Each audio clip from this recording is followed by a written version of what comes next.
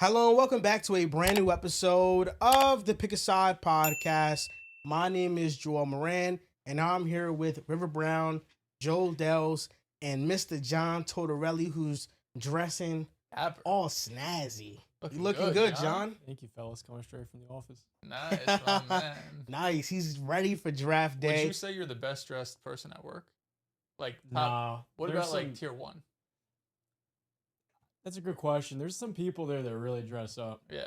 You know, I definitely have some ways to go. I can upgrade my wardrobe, but I think I'm holding my own. Yeah, you're looking good. Do you wear a jacket or is it just no jacket? I feel like that's better. That right there is perfect. You don't gotta wear the jacket. Yeah. Especially with the pants. I fuck with the Are you in the office 5 days? Yes, I am. Okay. Yeah. I like it, honestly. It's good. What time? What's the time? I can go in early, but basically it's 8:30. Okay. To what? Yeah. To 4:30, 5:30, depending on the day. Yeah. What do you do? It's accounting. Okay. Yeah. Where at? It's at a firm in Morris County. Okay. Yeah. Was it like something your college put you on, and like parents? Well, neither. Or you just apply? I guess the college that I went to, there are Mhm. alumni that went to my college that work at this firm. Fire. So it definitely helps when they've hired people from your college. But yeah, this is from me. Yeah. Seeing John grow up between, Yeah. Yo, before we our really eyes. watched John grow up. Really, really have. That shit is crazy. He was a young pup in here. Yeah. How old Now were he's a you when grown you man. first episode Like you were on 16. 18. here? 18. Oh, all right. 18 is Yeah. nuts. I guess Right. on 18. You was really yeah. 16 for real. Just turned 18. It 'Cause was you, like a few months after I graduated high school. you was 19 for like 3 years. Yeah, no, So were you really 19 was mad 16 for long. real. Yeah. It's pretty Damn, crazy. John. We Take really a watched long you time, grow I up. guess. Yeah. John is the draft pick you draft when they're 18 years old, hoping that they'll develop into an all-star years later, Mhm. and you've done that. You You have developed done into an that, all-star fellas. player. I He's an appreciate all-star that. player, and I actually admire the way that you dress right now. I think Thank you. business casual suits you. See, the 100%. thing is I feel like Riv and Drew, they try What to the fuck? judge you off a streetwear the fuck? curve. What the? Where did you? I don't think you're a streetwear dude. I think you're a casual, business casual Yeah, dude. What was the point of bringing yeah. that up? We just commented, bro, fit, and then you talk about the negative. Don't act slick like he didn't have a. Nah, his He didn't have streetwear an fit is ad-lib. garbage. Did you ever comment on his fits positively? His streetwear fit, no, them shit's That's what I'm terrible. saying. So it's always negative. But- That's what he's But saying. I'm saying today it was a positive day. Like, Oh, yo, you're his- right. I No, said, you're right. John, It was did I great. not be like, yo, you fit fire No, today? you didn't hear it, John. But when you said that I had to upgrade my wardrobe, Riv was like, yeah. He ad-libbed. If you I go didn't back, hear you're bro gonna say hear that. it. You're gonna hear it. He's like, Nah, yeah. I like so John. it's just subconscious. I you like just John. said I it. like John dressed up. I like John dressed up. No, for I think sure. you're a business casual dude. I do. feels kinda- I You like think him And honestly, that's dressed up and dressed that's out? how you- Yeah, What about yeah. not dressed at all? You're a fucking freak. honestly that's the best way to be though. I mean, most times if you're like in a professional setting, you're gonna be dressing like how you're dressing, business Yeah. casual. Looks good, bro. Streetwear, you don't even need that, bro. Yo, in your it's wardrobe. true. You don't need that. He's in Chicago right now. Why Chicago? He went to Detroit, then went to Chicago, maybe to watch some baseball First games. of all, The Yankees are playing the first of all, Tigers. Us in Detroit, we hate him. Let's just get that out the way. We hate him in Detroit. Mhm. And if nobody jumped him yet, we're not doing this service. Second of all, in Chicago, he just started randomly dick riding. So I don't know what's going on. Well, obviously Dick riding. I think it was a playoff game or something. He just started. No, we was in San Fran and he met DJ Moore. In Rome. And then after that, he started talking about some, yeah, bro, I'm in Chicago. DJ Moore ain't even there no more. Yeah. So he like, yeah, bro, I'm in Chicago. Well, he fan." talks so much shit. Yeah, that's like, that damn, way. bro, stand on business. Shout out to Drew, though. I hope he's safe out there. Now there's some places out there, got to get it in blood. You're not safe in Philly. I've been there before. Have you really? I felt unsafe actually. I don't so think I left. I don't think they seen your Jalen Hurts video. They probably have. Not this. No, your second one, yeah, the one you was praising him. Not the first one. Philly's like that with everybody, though. That's a fact. My brother went to a Saints-Eagles game wearing a Eric Berry Chiefs jersey, and the things that they said to him, I could not repeat on this. Oh shit. Yeah. Nah, Eagles fans are vicious, bro. You've been to a Sixers game though, not an Eagles game. Not Sixers game. I've Right. been to a March Oh. Madness game. March Madness Fire. game. Oh, That's different. That's facts, different. Facts. I Yeah. thought It's you a meant to different Sixers environment. game. It's just college fans out there. I'm not bumping into Eagles fans at all. No. But Philly's right there though. I didn't know how close it was. It was just a 2-hour drive. You saw MJ went out in the Brunson jersey during the parade. I did. That No shit was way. funny. Yeah, shout out to MJ, yo. Shout out to MJ. This episode, we're going to talk about the big trades that have happened. The Giannis trade finally did happen. And then in the second part of this episode, we're going to talk about the NBA draft, more so covering the top picks that were selected. Let's start with this Giannis trade. Because with this trade on Poly Market, the Miami Heat now jumped their percentage chance to win the NBA title. which I don't agree with. But right now, they're 5th in championship odds for the 2027 season with a 7% chance.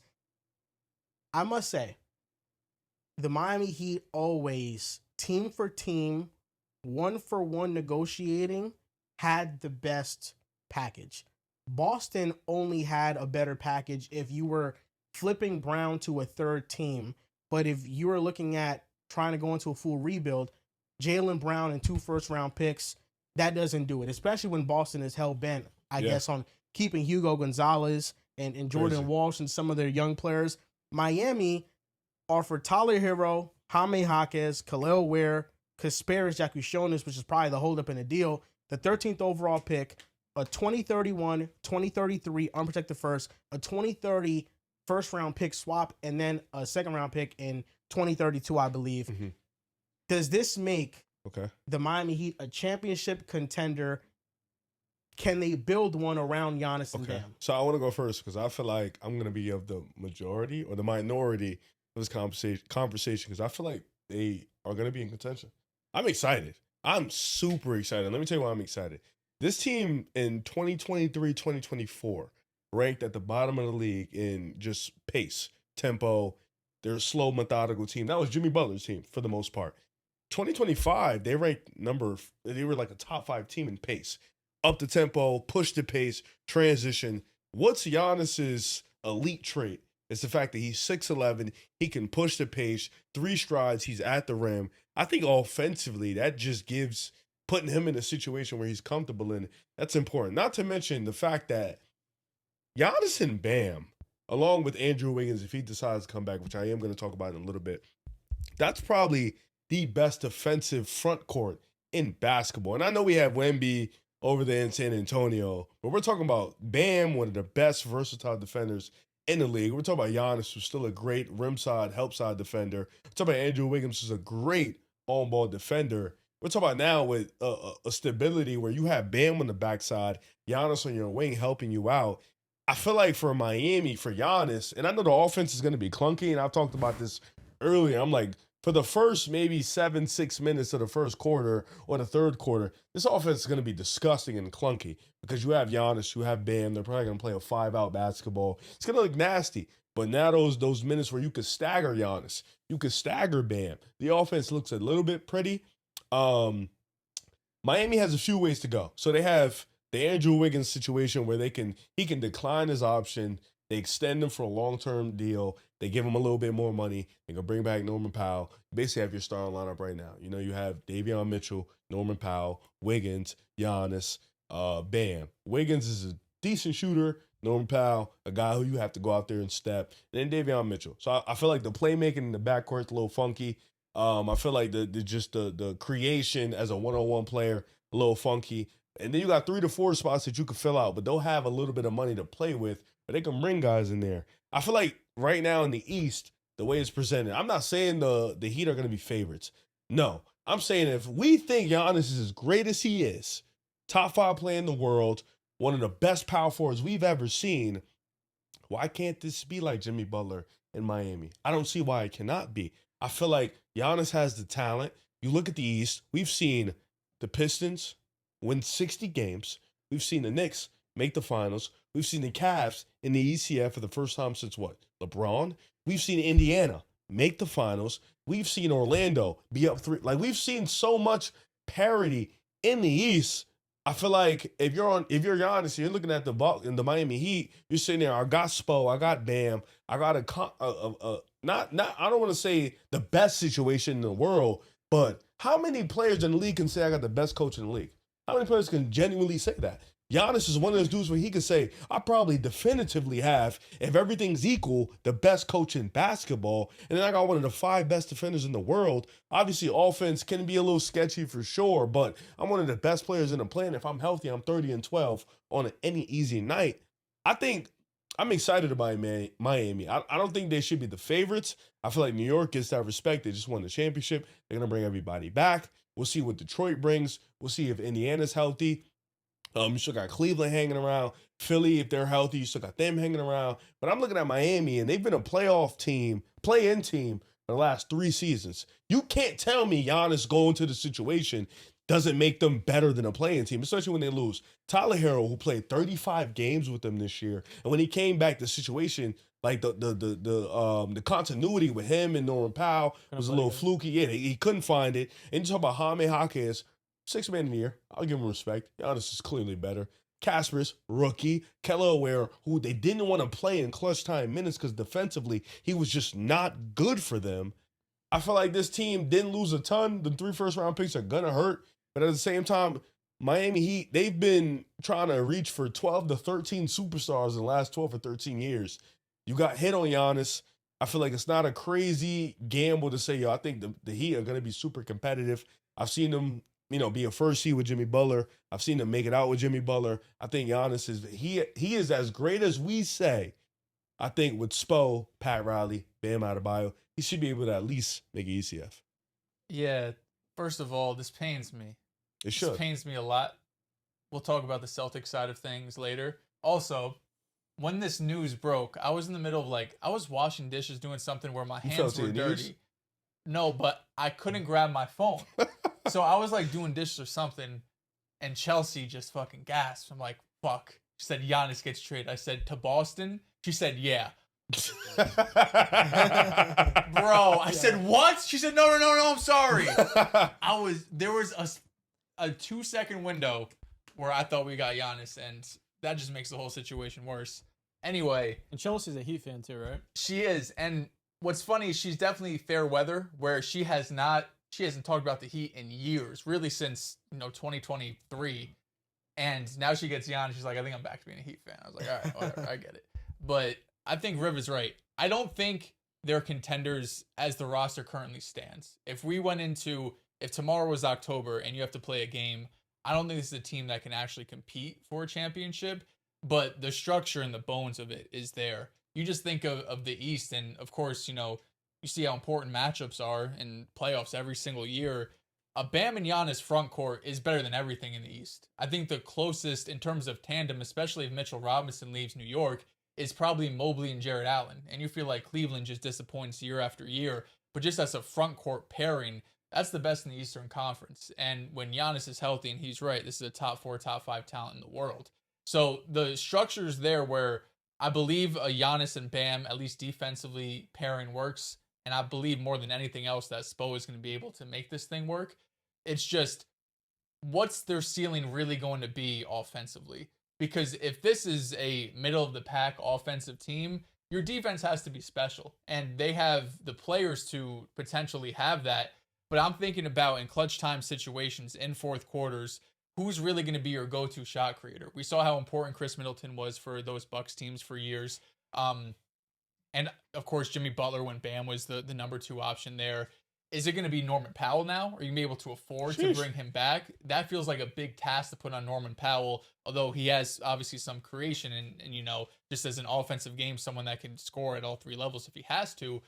But that still doesn't really feel like his role. And when you're putting your stock into Bam and Giannis, there is some redundancy there, just in terms of their offensive game. Neither of them you're looking at as this super great self-creator or playmaker. They're good for their positions and their roles, but compared to the top guys in the league that you're going to go up against inevitably in the conference finals, second round, even finals, if you get there, you just don't have that level of shot creation or that level of playmaking. And to be lacking in both areas at such a high bar, as this roster stands right now, that's what's giving me the most pause. But you make this deal every time. You were in no man's land. We were talking to the last couple of years where while you did strike out on Dame and KD and these guys, now you look back on it and you're happy because we see how Dame turns out. Kevin Durant, you would rather have Giannis at this point in their careers. So you were at a place where you felt like you were going to continue to be a playing team. Maybe the new lottery would come in and save you. You break in and get a top 5 pick. But instead you give up all these players who I think individually have some value. But when you're trading for Giannis, none of these guys are guaranteed to be stars. None of them are even guaranteed to be all-stars. I think if you talk about just the highest ceiling on all of them, you don't really envision any of these players to be top probably 20, 30, maybe even 40 players. And I think all of these guys individually have some upside, but they all have some serious question marks. While Giannis, injuries aside, you're getting someone that could help you compete. You're leveling up just your franchise. and you're going to be talked about as contenders instead of this playing team. Absolutely. I love what you both said. I think Riv makes a very astute point in the sense that the Eastern Conference is wide open, and the Heat are not a team that want to rebuild. Pat Riley's been open about that, and they're a team that is also consistently in the hunt for that illustrious star player, which has eluded them. This move to me was funny because I don't feel like Giannis Antetokounmpo really got what he wanted. He left Milwaukee to go to a team that would give him the best possible chance at contending. And I feel like with the way that he handled this, he didn't give himself the best possible support. By waiting a year and then not putting his thumb on the scale saying, I'll go anywhere, it wasn't like the Heat had much leverage in trade negotiations where they had to try to do everything they could to outbid Boston. And I felt like for Giannis, if he said, I want to go to Boston or I want to go to Miami, that team would have had more leverage to where they wouldn't have had to give up just as much as they did. And maybe the Heat can keep a couple of those first-round picks. But now being depleted of basically all of that draft capital and all of that young talent, the Heat don't have as much flexibility to make those moves around the edges. I do feel like if Giannis is able to get back to what he was in 2022 defensively, like Riv said, it's far and away the best defensive front court in the NBA. The question is, if you have, and I thought Dells is right about this, enough shot creation. Because Norman Powell in a perfect world is a six-man main all-star team this year, but he's also going to be, after the season that he had, probably getting more than $20 million in the open market. And if that's the case, Miami's going to be hard-pressed closer to the first and second apron to where they don't even have the cap resources to actually navigate, and where you're going to have to pair alongside Giannis, a lot of minimum contract players, maybe a guy like Chris Middleton they're able to get, and kind of just hope that you can get a little bit more than like a below-average rotation player, again, someone who can eat some innings during the regular season, so to speak. But I just don't feel like this Miami group has quite enough shot creation in the backcourt or shooting, especially if you're going to have to start like a Pell Larson with Davion Mitchell at point. I feel defensively, no matter what it is, no matter who the personnel is, Eric Spoelstra is going to develop some high-level wing talent, and we know what he's capable of. We've seen in the past of guys like Max Strus, and the list goes on and on of undrafted players he's developed. Maybe a guy like Myron Garner develops into that, right? But realistically, getting that same exact, toolsy wing to develop into a good shooter in 1 year, it's super tough. And I feel Miami is going to ask Eric Spoelstra to do his best work yet, because their timeline is now at Giannis turning 32, and they have no time to waste. And if this is their sporting cast, I think they have to truly get one major development, and maybe that's somewhere in the backcourt. Maybe it's a player we don't know right now, but I don't see him as a top 5 contender in the NBA. The roster is incomplete. Where we stand, we don't know what the opening starting lineup is going to be. Wiggins is a free agent. Norman Powell is a free agent. And whether or not both of them get brought back is still to be determined. This was a move that the Heat needed to make. I disagree with the notion that they were fleeced. The players that they gave up, none of them project to be all-star players outside of maybe Khalil Ware, but his problem is his internal motor. If he can actually lock in Milwaukee, be passionate about the game, then I think he has a lot of upside. But that was the problem in Miami, and Eric Spoelstra wasn't able to coach those bad habits out of him. So you're looking at 4 players who didn't have a high ceiling. Really 3, because Caspers didn't play too much. You're right, but even him, I don't know if he could be a lead guard in the NBA. You look at the 13th overall pick, and then picks later down the line in 2031 and 2033, where the Bucks are hoping Miami is going to be bad at that point. I don't think Miami gave up that much. Yes, they did gut their roster, but the alternative was being a team that had no ceiling whatsoever. The pairing of Giannis and Bam Adebayo is the best front court in the NBA. It has potential to be the best defensive team in the NBA. And last year, Miami changed their entire offensive system into being a drive and kick system in which they were first in pace, second in points per game. So they generated a lot of 3-point shots. And Jaime Jaquez was actually one of their leading drivers on the team who they lost. And that hurts, but you needed to include him in the deal since he was a runner-up for 6th Man of the Year. So Miami, I feel as if they have the culture, the system, and now the stars in place to be a contender. It's now about how they fill out the roster. Andrew Wiggins, because of the need for 3 and D wings in this league, he might have outpriced himself out of staying in Miami. If he did, I think the perfect alternative is going and getting Rui Hachimura. I think Rui, the 3-point shooting, the playoff translation, all of those things would mesh well with this team. And he also has the physical size to be a good positional team defender. And then if you sign him, it probably leaves you out of the running to sign another major free agent. But you can use a taxpayer MLE, which is about $15 million. And with that, you might not be able to bring back Norman Powell, but can you bring in Anthony Simons? Can you bring in Quentin Grimes? Can you bring in one of these guards who throughout the league are not valued as highly, and that's probably what their market is going to be. And that is probably what we're going to see from this roster. So they still have a few more moves to make. I don't believe that Norman Powell is going to be on this team when the season starts. I think that they're going to replace him with a younger guard, more explosive and more creation. I would love Anthony Simons in Miami. I think Anthony Simons is a great shot creator, and he's now bounced from Portland to Chicago. His defense is a little bit iffy, so that's a concern there. The Miami Heat have to teeter a fine line of surrounding Giannis and Bam with shooters, but also making sure they can hold their end of the bargain defensively, because Giannis and Bam won't be able to mask everything, especially if it's on the perimeter. That's why I kind of feel as if Andrew Wiggins is very necessary for this team. And in my mind, the idea of him defensively as well meshes really great with Giannis and Bam, but it's all about what the market's going to be. We don't know what this roster is going to look like, but Miami at the very least gave them a chance to be one of the best teams in the Eastern Conference, one of the best teams in the NBA. So we have to see what this roster looks like when free agency is done. I think also that Jovic contract is hurting them, because that's a guy who's just not been good for them. He's $14 to $15 million this year. I'm looking at guys like Trey Murphy, who could potentially be available. Guys like Anthony Simons, like you mentioned, maybe even sneaking at or making a call and see how much Drew Holiday is worth. And I think Miami is in a situation where, they want to build as much talent, defensive guys around Giannis and Bam, and I think Bam is there to stay. I think Giannis is there to stay. It's just about, like you mentioned, building the right core, because you mentioned it.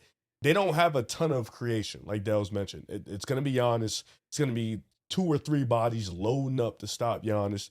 That drive and kick game is going to be there. So it's going to be about who can you kick out to at the right times. And I think Norman Powell is a good addition, but I don't think they want any guy who's a weakness in that starting lineup on the defensive side. You got Davion Mitchell, who's a really good guard defender. You got Wiggins. You got Bam.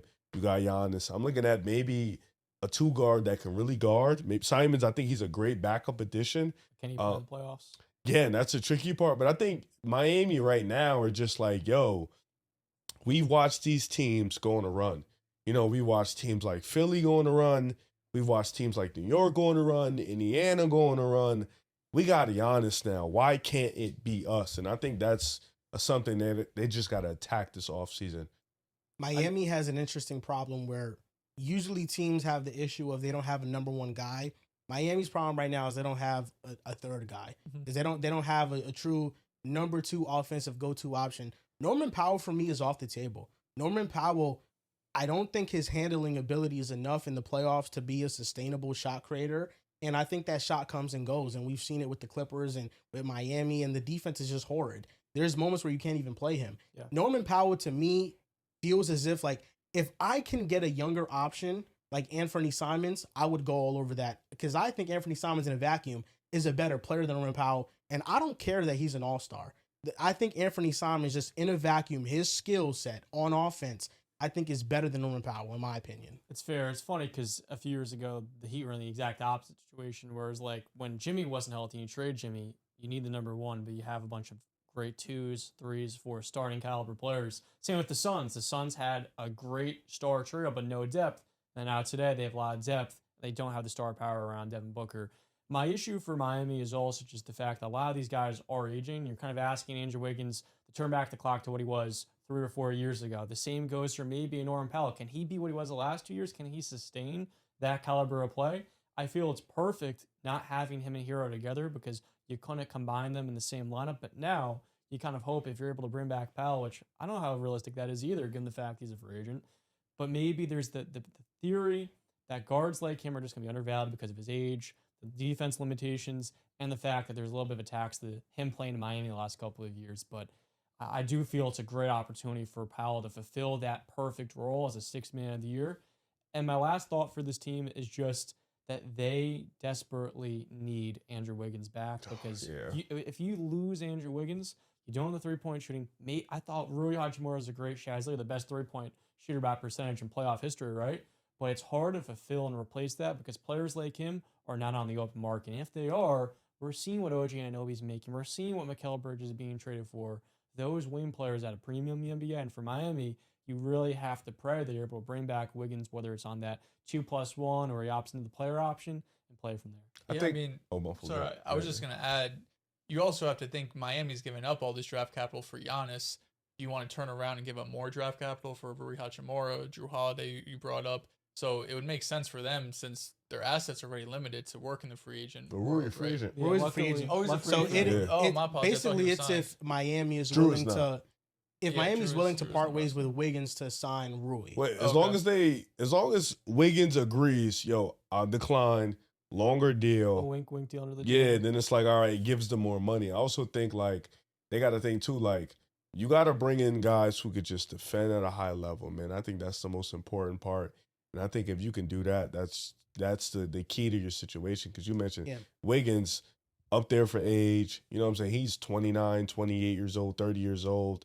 But he's a guy that is super important right now. You mentioned the money that OG's getting and stuff like that. There's not a lot of defenders in this upcoming free agency. There's Wiggins, Draymond, and somebody else that I'm just not – I can't – maybe Marcus Smart. Yes, it's Marcus Smart. This free agency class coming up doesn't have a ton of game-changing defenders. So unless you're going out to get a Herb Jones or something like that, or Drew Holiday, you're gonna it's gonna be hard to just completely change your defense. But I think Miami has the blueprint for that. It's Bam down low, Giannis down low. I don't know how they're gonna do that switchability thing because Giannis hasn't been that great of a switcher in a long time. But that zone defense is gonna be nasty. It's just about who they have up top. Miami needs to choose what identity they want to be, because if they want to be a defensive identity, which makes sense given they have Giannis and Bam in the front court, then you bring back Wiggins. You don't prioritize a shooter like Rui, who's an elite shooter, but defensively doesn't offer the same value.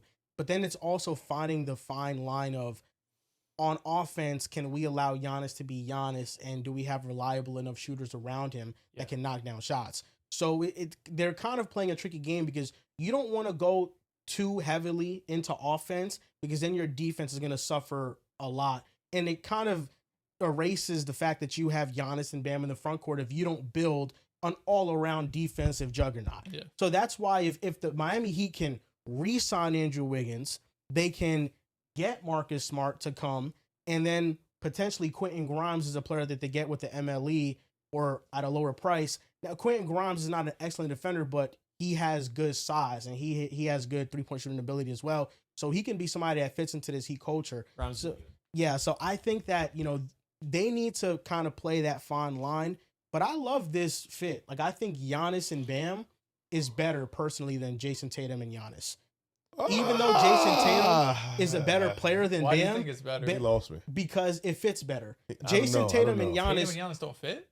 Offensively, I don't think so. Not as well as Bam and Giannis. Tatum at least compliments Giannis better because he's a much better playmaker, he's a better three-point shooter. He's a better three-point shooter, but Jason Tatum, he's a great playmaker, but Jason Tatum needs the ball in his hands to be the best version of himself. He needs to be maximized by having the ball in his hands. But he's shown that. I mean, you have Jaylen Brown there. You could coexist with someone else that needs the ball. He has shown that, but at the same time, I think Tatum, he's going to have his usage on the ball and is not going to take a downtick because Jason Tatum's Jason Tatum. The theory of magically Giannis was just going to go to Boston and become this great pick and roll partner was just out the question. I don't think they was going to run pick and rolls. Dame and Giannis couldn't work in the pick and roll. It wasn't going to be any different with Jason Tatum and Giannis. In Miami, Giannis gets to fully be himself offensively without worrying about another star who holds the ball and is very ball dominant.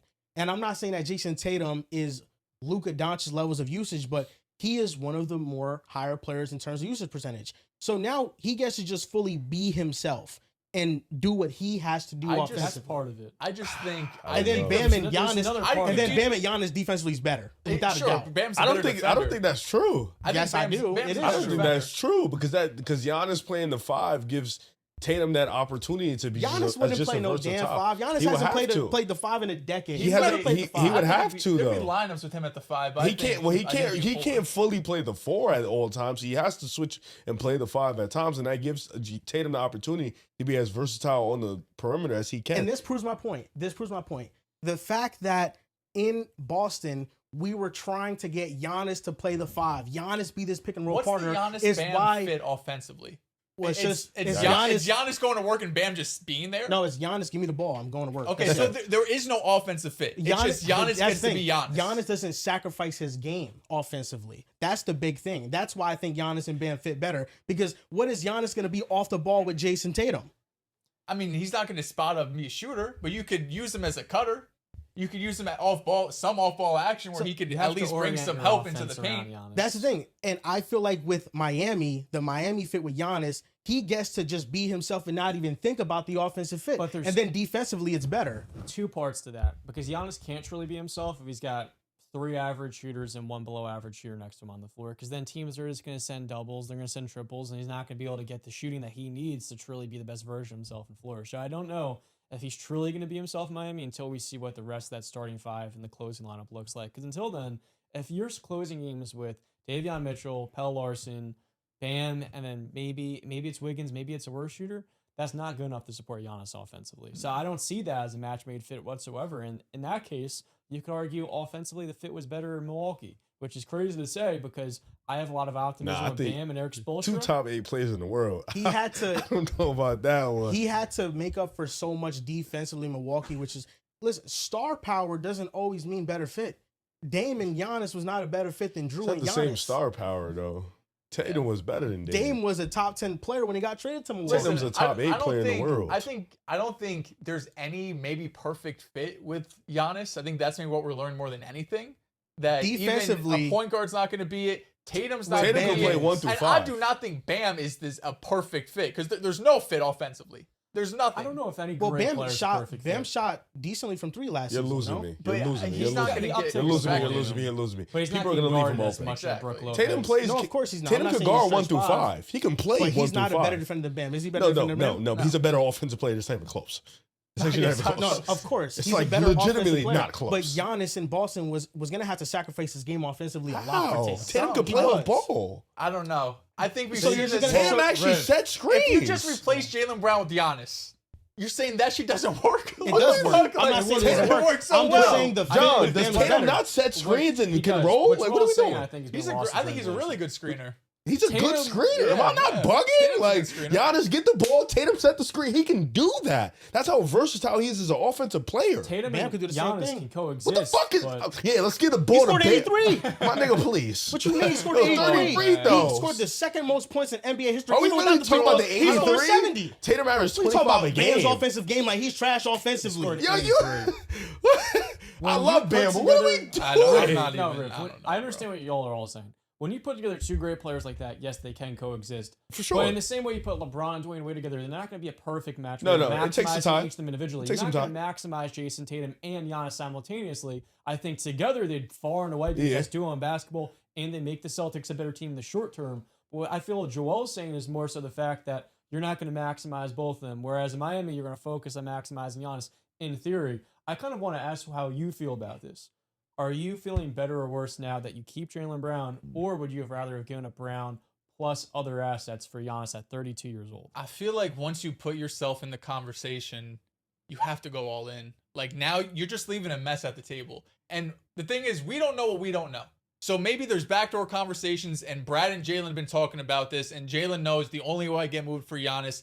But the way they're acting now with Sham saying they're having calls, they're taking calls, they're receiving calls, it seems like they're just open to moving Jaylen Brown. And if you're open to moving Jaylen Brown, it had to be for Giannis. You're putting yourself in conversations to move off him for like fucking Trey Murphy or for some package with the Hawks top 10 pick tonight or the Trailblazers for some package. Like it's just packages that are making your team worse off.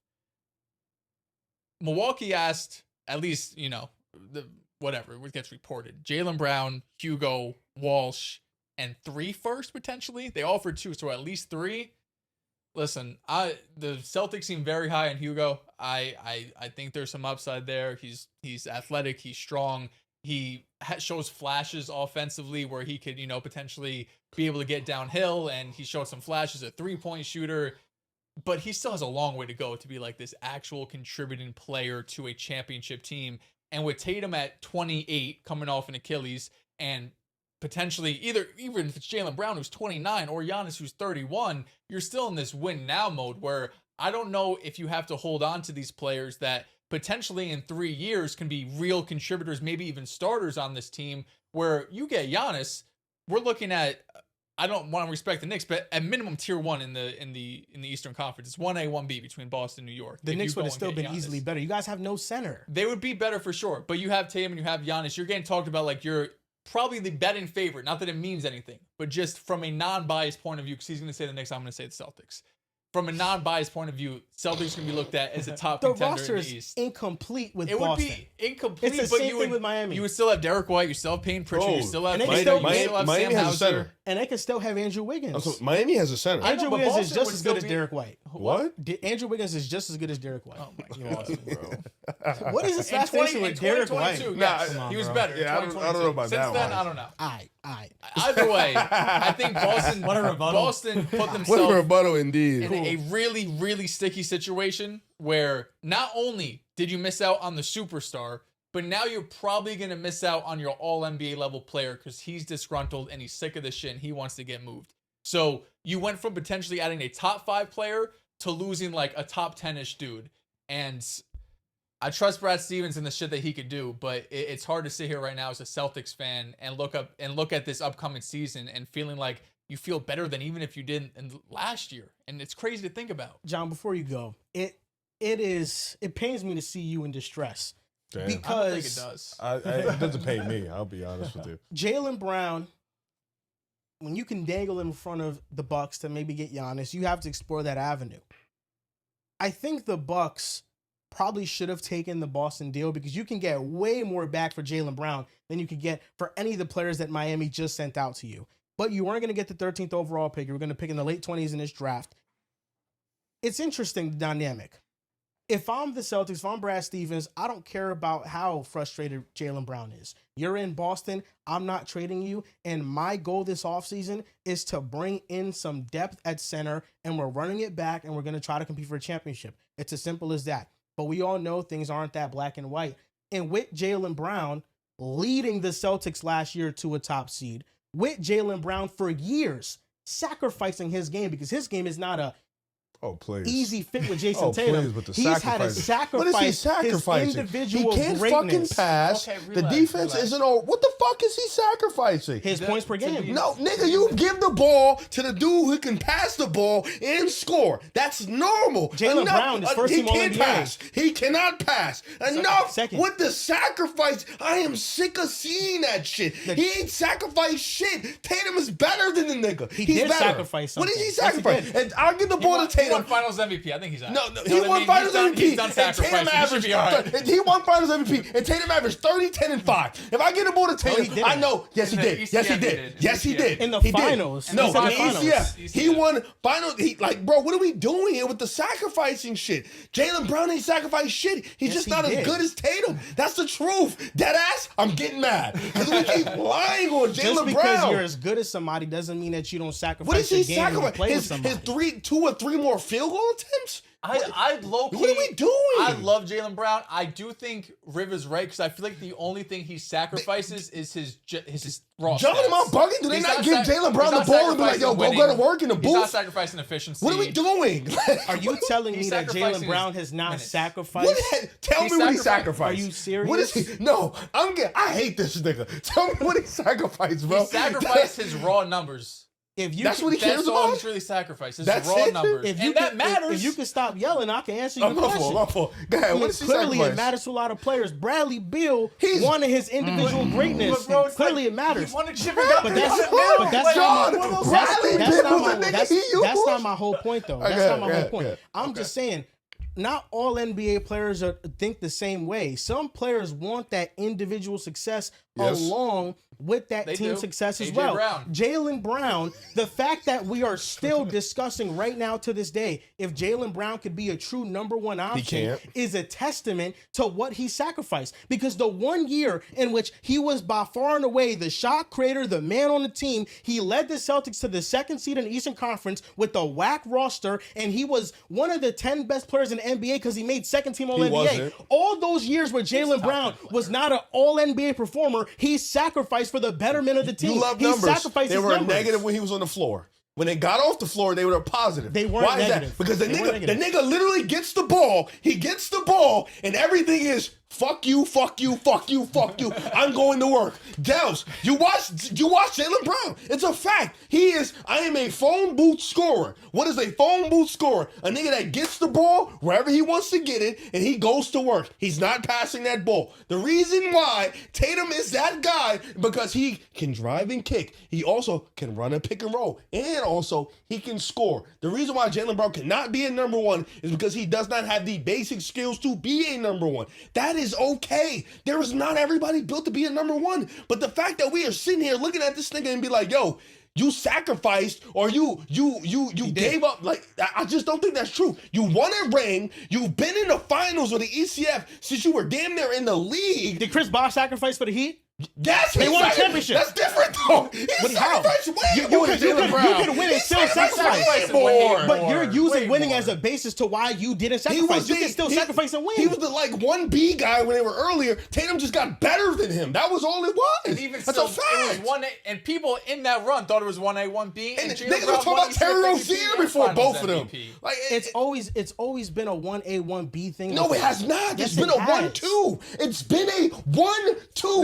No, are we serious? People have certainly said it's 1A, 1B. It's not true. And people have said Jaylen If Brown's you watch better, basketball, true, we understand and visualize the game of basketball, we are watching it. We are not sitting here saying this is a 1A, 1B situation. No, we are looking at Jason Tatum like, this is the best player on the team. Jaylen Brown, you are a great player. I will never doubt that. You are a number two. I'm confused. And that is okay. You weren't saying he was a 1A, 1B when in the finals for the first 3 games he was by far the best player? No, I was not. Just because you were a 1A, 1B for 3 games out of 30, what do you that mean? doesn't mean you're the 1A, 1B. Their entire playoffs, their numbers have been similar. No, I'm not. No. If you look, first of all, the way I look at it is how our defense is guarding you. They don't even get guarded the same. Not even close. Nobody. No. All my life, I put this on everything I love. Jaylen Brown, the way he gets guarded, nobody sends double teams. Nobody on planet Earth, no team. And Dales, you know I'm right. Nobody sends double teams on Jaylen Brown unless it's a complete drive. And you know why? Because they're not going to pass it. Tatum gets doubled, triple team. They treat them differently. You can tell how people guard them by the way how they look at them. Kawhi and PG are the example. They don't guard PG and Kawhi the same way. They guard PG like he's a number 2. They guard Kawhi like he's a number 1. That is the same with Tatum and Brown. They don't even guard them the same. For you can even say, yo, Jaylen Brown, it's a 1A, 1B situation. No, defenses gravitate more towards Jason Tatum. That's why when you look at Jason Tatum and Giannis, you're like, oh shit, the way defenses guard Giannis, the way defenses guard Tatum, yo, this could be scary. Jaylen Brown, they leave him one-on-one on the islands. They did that all year, and they're like, yo, you want to take these tough, difficult mid-ranges? Go ahead. If you make them, that's fine. These are not efficient shots, and that's a fact. That's why he's not a 1A, 1B. He's a number 2, and he's great at it. So I think that I want to correct the misinformation that you spewed earlier. They were not a negative with Jaylen Brown. They were not barely positive. The on and off numbers need to be used correctly because when Jaylen Brown was on the court for the Celtics, they were a +5. The reason why the narrative exists that they are better without Jaylen Brown is because when he is off the floor, they're like a +11. So when he's off the floor, their net rating is +11. When he's on, they're +5. So that's a -6 difference. But that doesn't mean that they're a negative when he's on the floor. Okay. That just means that Boston's bench lineups blitz teams. That's what that means. It doesn't mean that Jaylen Brown is this negative player. And we have seen multiple examples of Jaylen Brown and Jason Tatum playing together in playoff series. People can, with respectable knowledge and just predictions and just guesses and analyzing of the game say Jaylen Brown was just as good as Jason Tatum in most of these playoff series. In the NBA Finals, Jaylen Brown was better than Jason Tatum in the NBA Finals, in their championship. That's why he won Finals MVP. I think Tatum did the better job defensively that didn't get spoken about, taking away the lob from Dallas. But you cannot overlook what Brown did to Luka. You cannot overlook what Brown was offensively for the first 3 games. When Jason Tatum, he's not always getting double. Sometimes he's getting single coverage and just bricking shots. He's a more volatile jump shooter, I would say, in the postseason than Jaylen Brown. All right, first of all, I misspoke because Jaylen Brown, the offense doesn't change when he get off the floor. What changes, because I just double checked, is the defense. The defense gets significantly better when he gets off the floor. That tells you everything you need to know. Because when He's a bad defender? Huh? He's a bad defender? He may not be a bad defender, but sometimes he could be a little off. And we know that. Because, Joel, don't come up here acting like you ain't been on the same side as me. Now, as opposed to the Tatum shit, yes, he is just breaking shots. Numbers, to be honest, the numbers to me, especially throughout this season, the numbers to me, I don't use them as gospel. Early in the year, I was caught in using them a little more than I should have. But the reason why I don't use them anymore is because throughout the entire regular season, if you looked at the Knicks lineups, it would show you that they were better with Brunson off the court. We just saw what the fuck Brunson did. Because defensively, he was not good. And that sometimes that happens. Defensively, Jalen Brunson's a negative. It is true. He's 6 feet tall. He's going to get bullied. And that's a fact. It's These okay. on and offs can skew players' I don't think it skews. It's just sometimes. Impact. But here's the difference between Jalen Brunson. Those numbers, what that would show you is that when Brown is on the floor on defense, Boston is significantly worse. That would tell you that Jaylen Brown is a bad defender. The difference between Jaylen Brown and Jalen Brunson is Jalen Brunson is 6 feet tall. Jaylen Brown is 6'7". Jaylen Brown's not a bad defender. What is he? I don't care about any on. You do, because you were saying it early in the year with me that he's not that good of a defender. You're just changing it up because it's a Tatum thing. I don't know. Off the ball. Be careful of what you say, because he was also getting the primary assignments and guys like Kawhi Leonard and shutting them down in moments where he showed he's not only elite, but he can consistently rise. I've been consistent on this all year. You've been consistent with Jaylen Brown. When Jaylen Brown is on a primetime game, what have I said? He is locked in. Off ball is not a good defender. On ball, he is a great defender. Play well. Jaylen Brown off ball is one of the best defenders in basketball. Let me rephrase that. Jaylen Brown on ball is one of the best defenders in basketball. But when it comes to off ball, which matters more to teams schematically, off ball, Jaylen Brown is awful. That is the Ant-Man. That is also an Ant-Man problem. My thing, though, on ball, he's amazing. Off ball, he's dog shit. I'm not looking at those numbers and being like Brown is a problem defensively. I don't think so. I think Brown is just with weaker defensive players when he's with offensive-oriented lineups.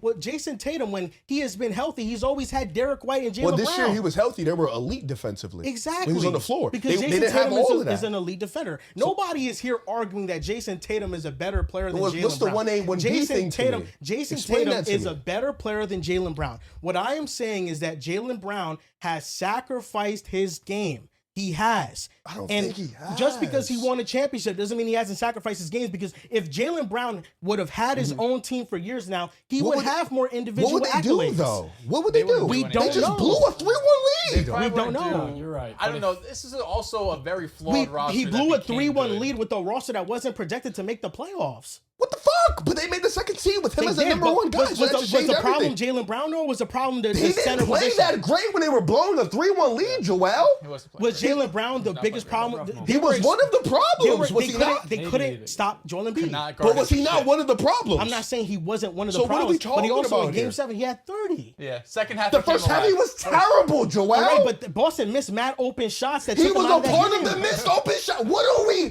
doing here? I'm not saying that Jaylen Brown doesn't have his hiccups. This entire thing started because the statement. No, you're changing what the statement was to go into a different debate. The first statement was that Jaylen Brown has sacrificed his game. He has. And then you said it's a 1A, 1B thing. So now with Jaylen Brown, you have this dilemma that exists within the Boston Celtics in which Jaylen Brown for years now has always gotten this criticism that you're talking about now. He can't be a number one option. He can't do this. He can't do that. Then he finally was the number one option on the team and led a team to the 2nd seed. Now, if that doesn't prove to you that he could be a number one, I don't blame you, because it didn't translate to team success in the playoffs. But that moment right there, in which Jaylen Brown very much got the individual credit for what he did, was a 2nd team All-NBA player, was an All-Star. He was a top 5 MVP candidate for most of the season.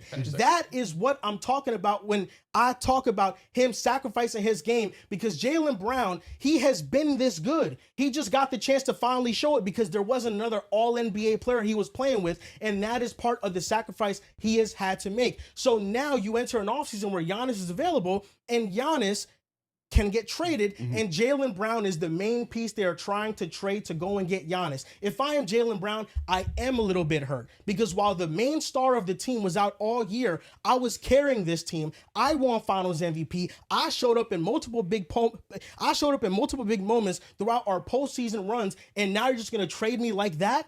Yes, I feel some type of way. And I think Jaylen Brown has sacrificed his game. That's what this entire thing is. And if you want to get into the 1A, 1B thing, I mean, listen, Jason Tatum is the better player. I will never deny that he is the better player, because he is the better player. But even if you believe that there's not a 1A, 1B situation, most of the basketball world would believe that there is a 1A, 1B situation and dynamic that exists between the two. So hold on, let me go real quick. Hold on, Dels. Hold on, Dels. I feel like I could if it's a 1A, 1B situation, what has Jaylen Brown sacrificed? I mean, Riv, he was 2nd in the NBA in usage this year. Every other year, he's not even top 20. So he quite clearly is. If you're to put him in Atlanta and he had the role this year, that's not sacrificing. This is what's boggling my mind, because if you can have 2 top guys in the league, there is a way where you can manage both of them. If you have the type of coach, correct. You can manage both of them, give them both the same type of usage, put them both in the same scenario. There is not a point in the last 3 years before Tatum got hurt where Jaylen Brown cannot get the shot he wanted, cannot get the attempts he wanted. That's why it's losing me that you guys are saying he sacrificed. The only reason he was able to do whatever he did this year is because Tatum completely was gone this year. If you're telling me that is a sacrifice because somebody injured, okay, all right, but that's not normal in the NBA, because most of the time you want to be able to be in a winning situation. I'm sure Jaylen Brown, being where he's from, Boston, he's played there his whole career, he wants to be in a winning situation. So, and this is why it's losing me with this, because Jaylen Brown, you're about to be upset because you was about to get traded for Giannis, who's one of the 5 best players on the world. Before that, years prior, you were going to get traded for Kevin Durant at the time, which one of the 7 best players in the world. I'm just using 7 as a bar number. Dude, it's not like you're getting traded for fucking crumbs. You're getting traded for the top of the top league players. You're getting traded for players that are better than Tatum. So if that's the case, if you feel like emotional about this, just for argument's sake, if you feeling emotional about this, if you're feeling like you're sacrificing this, my question to you two. And you can add it if you want. I would say this.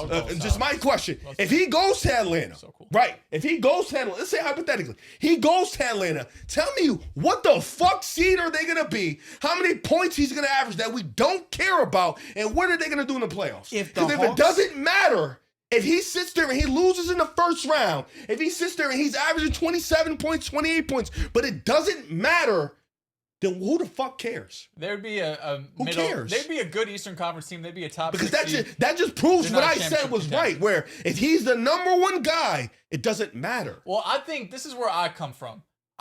Tell me where you come from. I think there's 2 different conversations happening.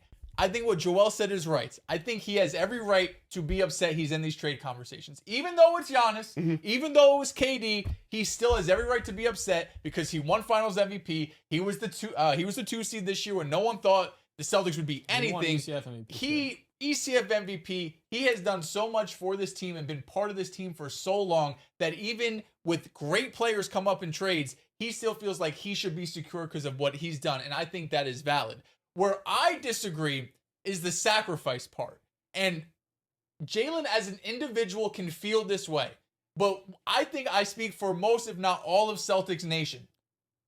You sacrificed but you're going to be higher ranked all time than you ever would have been if you didn't sacrifice. If Jaylen Brown was the number one option and there was no Jason Tatum for this entire run, you don't have a championship. You don't have a finals MVP. You don't have an ECF MVP. You're not making these playoff runs. You don't have these playoff numbers. You might average 30. Would you have more maybe top 5 MVP finishes? Maybe. Are you a top 5 player in the world? Is Tatum stopping you from becoming that level of player? No. There was a time where Tatum was not this player. There was a time where Jaylen Brown could have been the top 5 player in the world, and Tatum could have been the top 15 guy in the world. Tatum's game over time progressed better. He became a better playmaker, became a better all-around defender. Of course, his scoring improved. And Jaylen Brown's improved in his own right. Obviously, what he was as a prospect from Cal to where he is today is ridiculous. And Tatum as a prospect was, just had more tools and just higher overall upside and floor. But Tatum ended up being the better player. It's not like Tatum was stopping Jaylen Brown from becoming this dude. Jason Tatum and the rest of the Celtics organization and the front office and everything allowed Jaylen Brown to sacrifice because they built a great team around him. Because you got Derek Whites and Pritchards and Horfords and Porzingis and Drew Holidays and all of these dudes. So because you sacrificed, because you went to a great organization, you're going to be looked at as one of finals MVP and, whatever, top 100 player of all time, whatever it might be. And you're going to have 7 retired in fucking TD Garden. Like, I feel like the sacrifice is worth that. If at the end of the day, you could look up and you got your number retired on the most historic franchise in NBA history, you got a finals MVP, at one point the richest contract in NBA history, I think you could have sacrificed the 6 points per game you would have gotten. Well, the statement is not that was a sacrifice he made worth it. It was, has he sacrificed? And clearly the numbers would show that he has sacrificed. And John pulled up the numbers where he wasn't top 20 in usage in any year outside of this season. I would clearly say that that's a sacrifice in itself. I think that's a play What sacrifice for just playing as a team? Like, what sacrifice for just being part of a team? Did every player in NBA history sacrifice because they could have been a number one? No, because some players are not good enough to be that. Jaylen Brown is clearly good enough to be the number one scoring option on the team. How? Clearly. What do you mean? They won 55 plus games this year. So did DeMar DeRozan. And he was the number one option in his prime. And we still look at him like, be serious. Right? But he can be a number one if he was the number one on a No, he cannot. On a serious team? They were a serious team there. Toronto was never a serious team with DeMar DeRozan. Talking about Jaylen Brown. Oh, I'm sorry. But I'm saying DeMar DeRozan had the same thing. And also, same vibe. Same vibe. I don't. All NBA second team, 27 a game, mid-rangers. Who do you have win the East this year? What do you mean? Like, when we went in the playoffs, who do you have win? I did not have Boston. I had Detroit. That was fandom.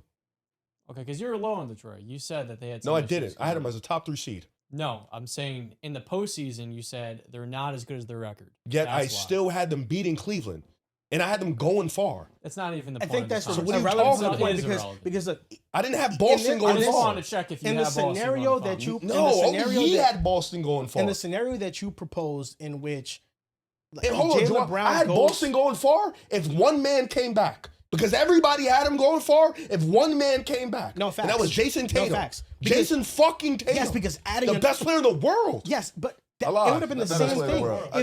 Best player in the world. If Jaylen Brown missed most of the season and Jason Tatum was carrying this team to the second seed without Jaylen Brown, people would have been like, well, once they get Jaylen Brown, they could go to the finals too. It wouldn't have been like the inverse. Like people said that about Tatum because he was the one that was hurt. But if the roles were reversed, people would have said the same thing about the Celtics. But if Tatum was the guy that was not hurt this year, people would have been like, yo, they could have made it out the first round.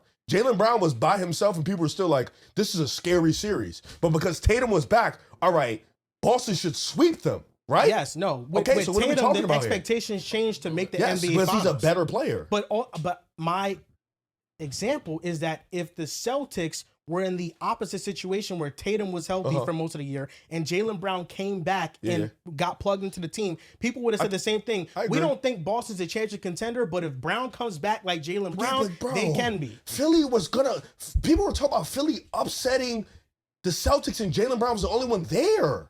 What are we talking? People were talking about Jaylen Brown was the second seed, but this team could lose in the first round. People weren't talking about Boston being this good until Tatum got back. He can vouch for that. He was one of the few people that did it. Well, of course, He thought they were going to be a fucking 10th seed. Nobody thought that the Celtics would be this good, and nobody thought that the Celtics would make a serious playoff run without Jason Tatum. And if we I be agree for with you on real that. about the year, it goes to Joe Mazzulla first, then Jaylen Brown. I also just disagree with, because this 1 year happened and the Celtics blew a 3-1 lead, that it just disqualifies Jaylen Brown from having any meaningful postseason success if he was elsewhere. I'm not saying that. Because I think if he was in Atlanta, like maybe they're not winning a championship, but can they make a conference finals? Will they beat Yeah, you I think guys? they can. Will they beat you guys? No, of course So not. then what are we talking Down the about? playoff What the run fuck are we result, talking but about? They can definitely win a playoff series. Well, what do you mean? Against We're a who? championship team, though. It's not. We're just. But like against scrubs. who? Like now we have to. It's too many Atlanta hypotheticals could in beat that. Detroit with Jaylen Brown. It's too many hypotheticals into that. No, it's too many. It's really Because what a year are we team talking like about? Atlanta that has a lot of number twos, and a lot of number threes. You put They don't Jaylen even Brown have a number single one. number two. I mean, You just you made that can up. argue that, but it's What you gonna tell me, Jalen Jalen Johnson Jo- as a number 3 Jalen or a Johnson. 2. Oh my god. Brother, if he's a 2B or a 3A, it Listen, doesn't make a difference. He can't even create in the half All court. right, he We're was an talking about all-star, 2B. so he can be a 2 or a 3 on a So playoff is Julius team. Randle. On a playoff team.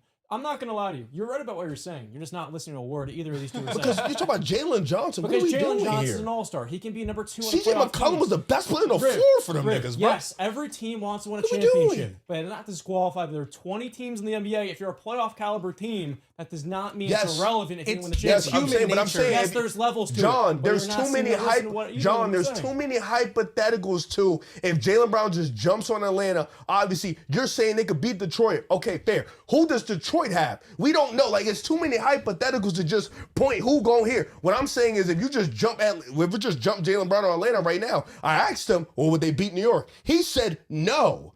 So that's a first round exit. Yes, the walking second it already. best But playoff doesn't mean team that seen they're. since That doesn't mean that they would be 2017.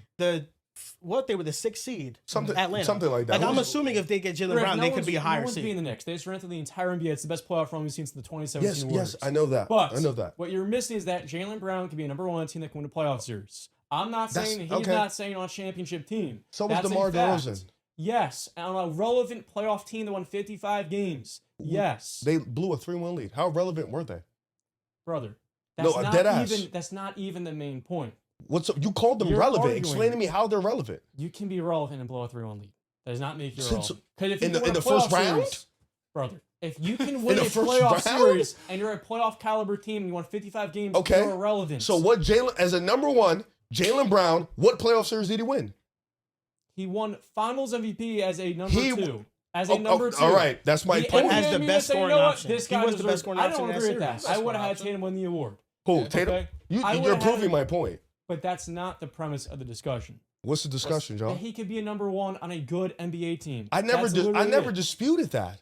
There's a lot of John. You had- you no, had this John. whole No, tirade, John, you're Rick. not listening. You're dick riding. There's a lot of players in the NBA dick that can be a number 1 on a playoff team, John. Not a lot of guys are gonna be that's second not team All-NBA. fucking rocket not a science, lot of those guys are John. gonna be second Zach team All-NBA. Levine and DeMar DeRozan were a playoff number 1 on a playoff team. That's not hard to do. Pascal Siakam did it. Domantas Sabonis did it. Jaylen Brown's better Darren than all of Fox. them. No, I'm not disagreeing with you. But I'm saying on a playoff team, that's easy. That's not hard. Sabonis and Fox did it. That's not the talking. That's not the topic we're talking about. We are talking about Jaylen Brown in comparison to being a playoff number 1 on a competitive team. Correct? That's what we were talking about. if you- yes. if you So build a that's an proper roster- ECF talking conversation. Yes. And that's where I'm It's disagreeing not with. easy to be in the MVP discussion. But for that's us. what we're talking about. That's why I'm disagreeing. That's why I'm like confused at what you're talking But about. I think Jaylen Brown's an exception. I think Jaylen Brown right now is a top 10 player, if not I don't know borderline about top all 10 that. top player. 20. I think he's He's top a 20. he's a top I he's think a he's top top 20. He's a top He's player. top 20. I would Top actually have 15. my top 15. If I you wouldn't build have him in my top 15. an awesome roster around Jaylen Brown, I think you can have a lot of postseason success. But that's- he hasn't at no point in his career shown to be a playoff dropper. No, I don't He's disagree, not. but he's never been a number 1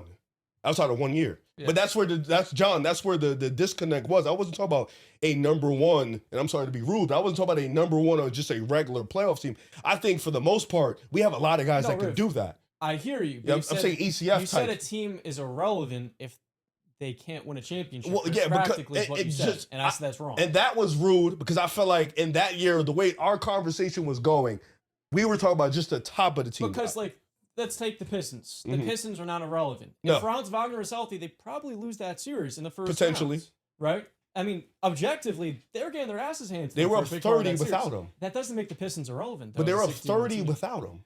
I'm not arguing about that. No, I know what you All I'm mean, though. saying to you is that if you win 60 games or if you win 56 games and you're a top 2 seed, you're not irrelevant. Because that's a pretty hard thing to do. It's If you human lose in the nature. first round, John, that's hard. It's when we're human talking about nature I'm to not denying watch. the fact it's disappointing and a little bit embarrassing. Because Denver, your team, lost to the Timberwolves. They were irrelevant after that.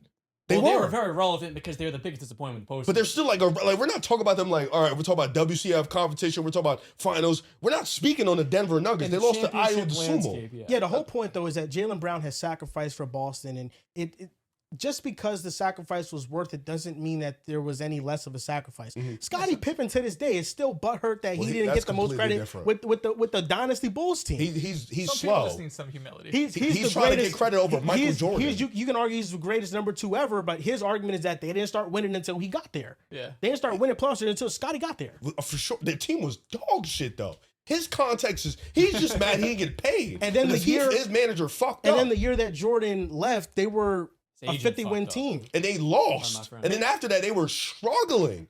They- Struggling. Exactly, but I'm saying Scottie Pippen, even part of one of the biggest successes in NBA about history, Scottie Pippen still and Jaylen was Brown. still Yeah, I bitter mean, because of the comparable. sacrifices and not getting credit. Like Jaylen Brown, of course, he's in the prime of his career. He's gonna feel some type of way when he's done so much for Boston, and yet the conversation is always he can't do this, he can't do that. It's human nature for him to It's the prove those media. people wrong. It's the media that Bro. just makes It's these crazy human nature for him to want to prove those people devices. wrong. And I know- That's and I- why he said that this season was one of his best seasons And ever that was the because he dumbest proved shit people that he wrong. could have ever said. Because this is my thing with Jaylen Brown. You are a great player. You're a great player. I think nobody at this table has diminished your greatness. We all agree. Top 20 player, right? 15. We all 15, agree. All right, so let's just, for call it sure, 15. top 20 player in the league, right? We can all 100% agree with that. Your greatest season was you blowing a 3-1 lead. That speaks to who you are as a man and as a competitor. That your greatest season was your top guy, your duo mate, getting hurt. Michael Jordan, you just used Scottie Pippen as an example. Michael Jordan has never, and John, you can vouch for this, Michael Jordan has never went up in an interview and said he couldn't win without Scottie. Every time he speaks on Scottie, he's like, I wouldn't win without Scottie Pippen. Scottie Pippen is the biggest reason I win. This dude, Jaylen Brown, went up there and said, yeah, this is my greatest season ever. But he didn't say greatest. He said exactly. This is my favorite To season. his All right, defense, this is my favorite season ever his because defense, I was by he myself. clarified after. Tatum wasn't there. He went on Like, stream what the fuck are and we he doing, went on stream bro? and he said the reason why it's my favorite season ever is the stuff we're talking about because people doubt him, people doubt Oh the my- roster. See, people He doubt saw him young every players. year, bro. I just wanted to defend him because that's what he did. That shit and is also, embarrassing. to Jaylen Brown's defense too, when he won the championship and he got the Finals MVP, he said, "I wouldn't be able to do this without Jason Tatum." Good. He said that. He should off say rip. that. He's never been publicly jealous of Jason I Tatum never said or that. even I never throws said any that. I shade never towards him. said that. You know, I think they have a pretty solid relationship. I don't know I don't them know that he personally, hasn't been on the obviously, stream yet. but overall, like, I don't think it's a bad thing for him to say this season was one of his favorites because he was the leader and he had to grow with a lot of young guys who didn't have expectations. They had to come along quickly, and he helped them in that process. It was probably a very fulfilling process for him overall. I think the year that you accomplish the most doesn't necessarily mean it's the year that is your favorite. It depends on who you are. You can have other things in your life that has satisfied you to make it an enjoyable year outside of just winning the Okay, championship. well, Joel, what are you in the league for? You're in the league to win a championship. You're in the league to compete at the highest levels. When Kevin Garnett, Paul Pierce, and Ray Allen got together, it was to sacrifice all those individual bullshit because they want to win a championship, right? So LeBron James, D-Wade, they wanted to win a championship. Kevin Durant wanted to win a So championship. you can't blame a player for being in the opposite situation for wanting to see what the other side is like. Because That's exactly what happened to Kyrie, and look where he is now. Look what happened to Kyrie after. Kyrie Exactly. left LeBron because he felt like he was bigger than the program, and he hasn't been, let me not say good, because that was wrong. I was going to say he hasn't been, Well, he hasn't been as Kyrie- successful as he was since. Well, the Kyrie Facts. just felt like his entire basketball bigger than the existence program. was overshadowed by one player. That's why. LeBron James. And Kyrie, I'm not going to blame Kyrie for wanting him to seek out how great he could be if he ran his own team. I feel like that's also part of being an ultra competitor. How far can I go if I am the guy? And Boston didn't work out, but we forget that before he got hurt, they were the number 1 seed in the East. And then next year they lost. Yes, they got because smoked. the reason why next year was a down year was because everybody that season was on a contract year and just chucking up Kyrie shots. was just Terry ass. Rozier. Look at his field goal percentage against No, Milwaukee. but look He was at just look at all the garbage. players on He the couldn't contract even year. get past Eric Bledsoe. Marcus Morris was on a contract year. Terry Rozier was on everybody was on a You fighting contract with year with the Marcus Celtics. Morris, man. No, everybody was on a contract year, and they killed the chemistry of that team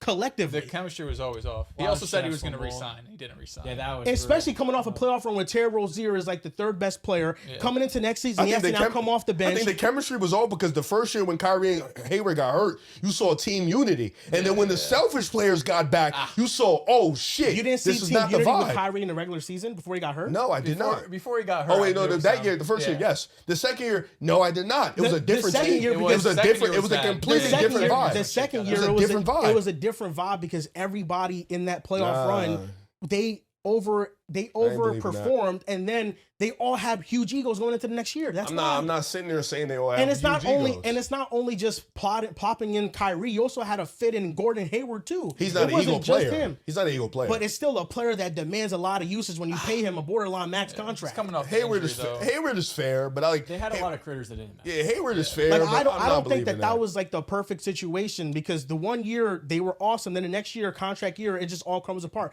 I'm not gonna blame somebody for seeking out success for what they can be because for all the players that have the MVPs that didn't win championships, they go from team to team to try to seek that. The same way we could expect players that win championships early in their careers, once they won that, they want to maybe see how good they could be if they have their own team. Okay, so Joel, who?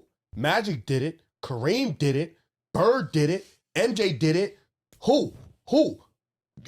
As a second option, well, Scottie Pippen. Kobe clearly- did it. Who? Clearly, Scottie Pippen was bitter even after the MJ years. When he went to MJ retired. So Kyrie Irving wanted to see and no, we have to stop with the Scottie was bitter. Scottie was bitter because he didn't get paid. Yeah, that's a completely different situation most than winning. underpaid player. Yeah, Scottie was fine being a number stat or 2. whatever. Scottie was bitter because he didn't get paid. Jaylen got So 300 I think it's a little maybe bit of who? both. Because Jaylen, if got paid for Scottie- That's what I'm sure. saying. Like Jaylen got a If- 300 mil. If wasn't Scotty's only compensated, problem was the getting paid thing, then I don't think he'd have the animosity he has for Michael Jordan today. He has the It's animosity more for than that. Michael Jordan because it's some weird ass energy, And then bro. also with Kobe Bryant, I felt as if it was always 1A, 1B between them. But Okay. obviously people thought that Kobe was the second option.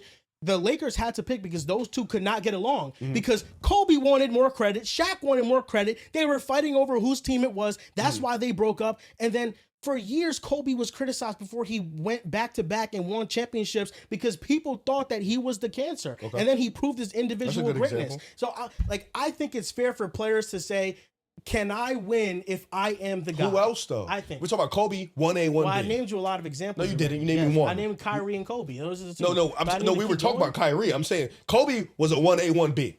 Kyrie was no 1A, 1B. No. This was LeBron and Kyrie Irving. KD and He Steph. went, and you know what's the sad part? He went to go still be a number 2 because he played with Kevin Durant. So he went from LeBron to go be a number 2. So the logic don't even make sense. That's why it's losing me here. What are we talking about? But to be fair though, Kyrie definitely felt as if What do he you was feel? he was the 1B with KD. That's why he felt could that way. feel whatever he Yeah, he wants. felt that way. I'm sure Brandon Pozemski feels he's the best player in the world. You can feel however you want to feel as an NBA player. And also, it's about what's the truth. I know though? LeBron James is by far and away a better player than Kyrie, but you're not going to tell me those last 3 games down 3-1 against Golden State. He was not a 1B. What the fuck are He was we not talking about? Bro, he hit the biggest shot in NBA history. We're not going to just What about act the like LeBron block?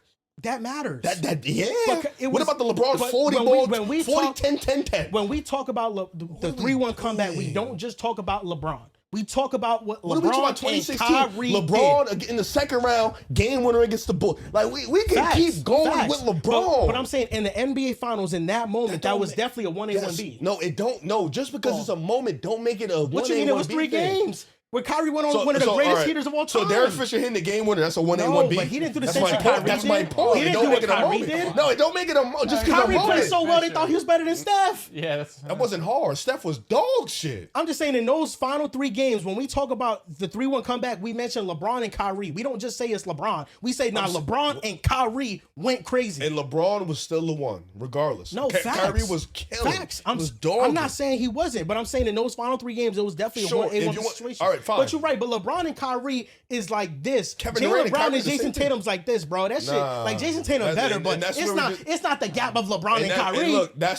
It's is not that gap. that is where we LeBron disagree was with. Because a I guy. feel like, for me, in my opinion, Tatum is like the 6th best player in the world.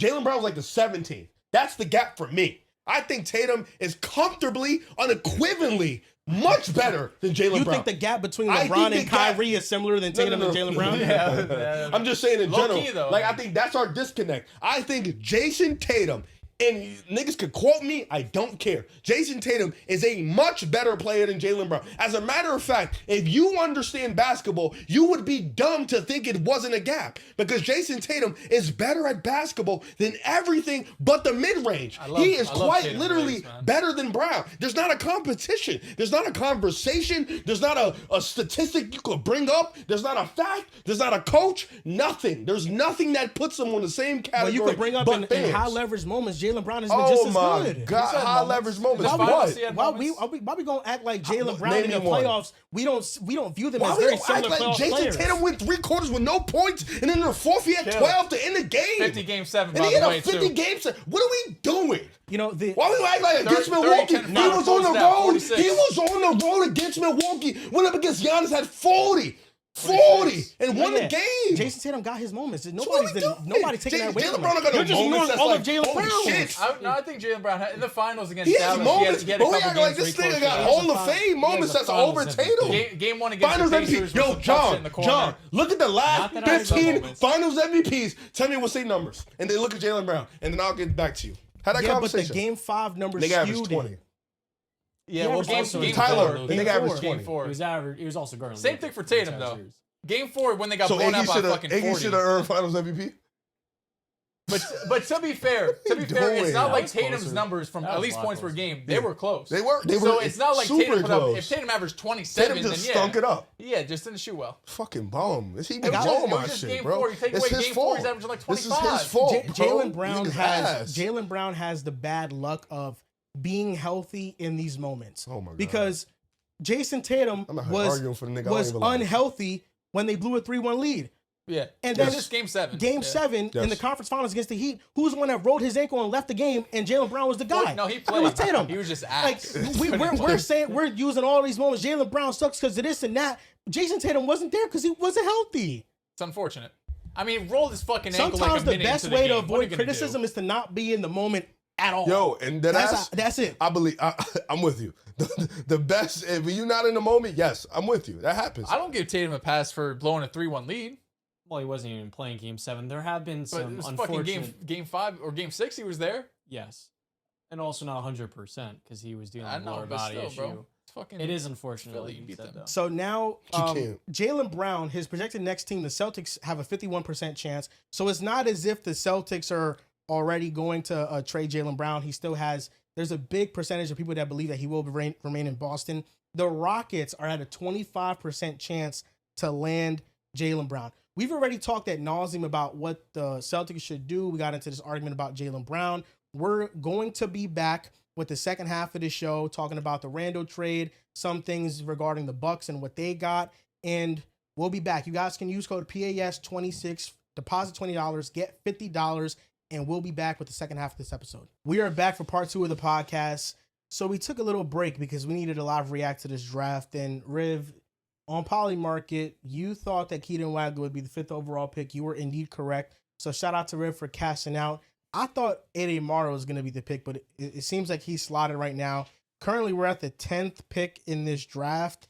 We're going to react to the first 9 picks just in a bit. But before that, Julius Randle got traded in a salary dump trade where he goes to the Nets, and so does the 28th overall pick. The Bulls get Nick Claxton, and the Timberwolves get the 33rd overall pick in the draft. What did you make of this trade? Surprising. Really? A little bit. I wasn't expecting.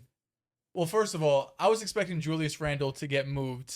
I wasn't expecting to get moved for absolutely nothing. I thought, can you get a rotation player back, something back? But it was a straight salary dump. And for Minnesota's front office and their cap situation, they had to move off money. They go and re-sign Io too. I know that's obviously a big part of it.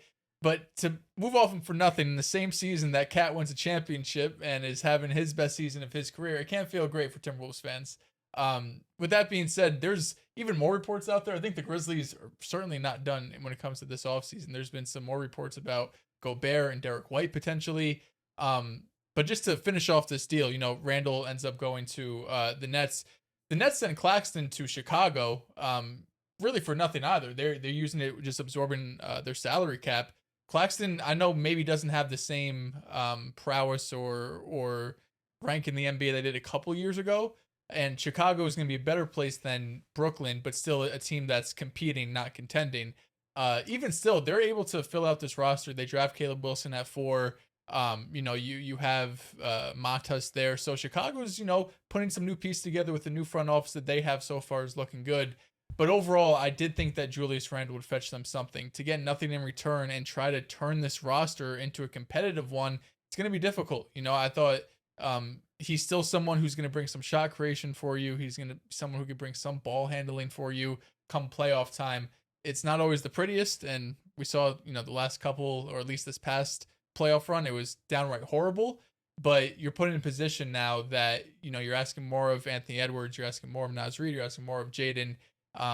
If they can make some progress, that's fine. But I also feel like they're entering, Jaden's like year 7. Naz is a little bit younger, but I don't know if I'm really banking on them to make this sort of leap or expect them to make this leap.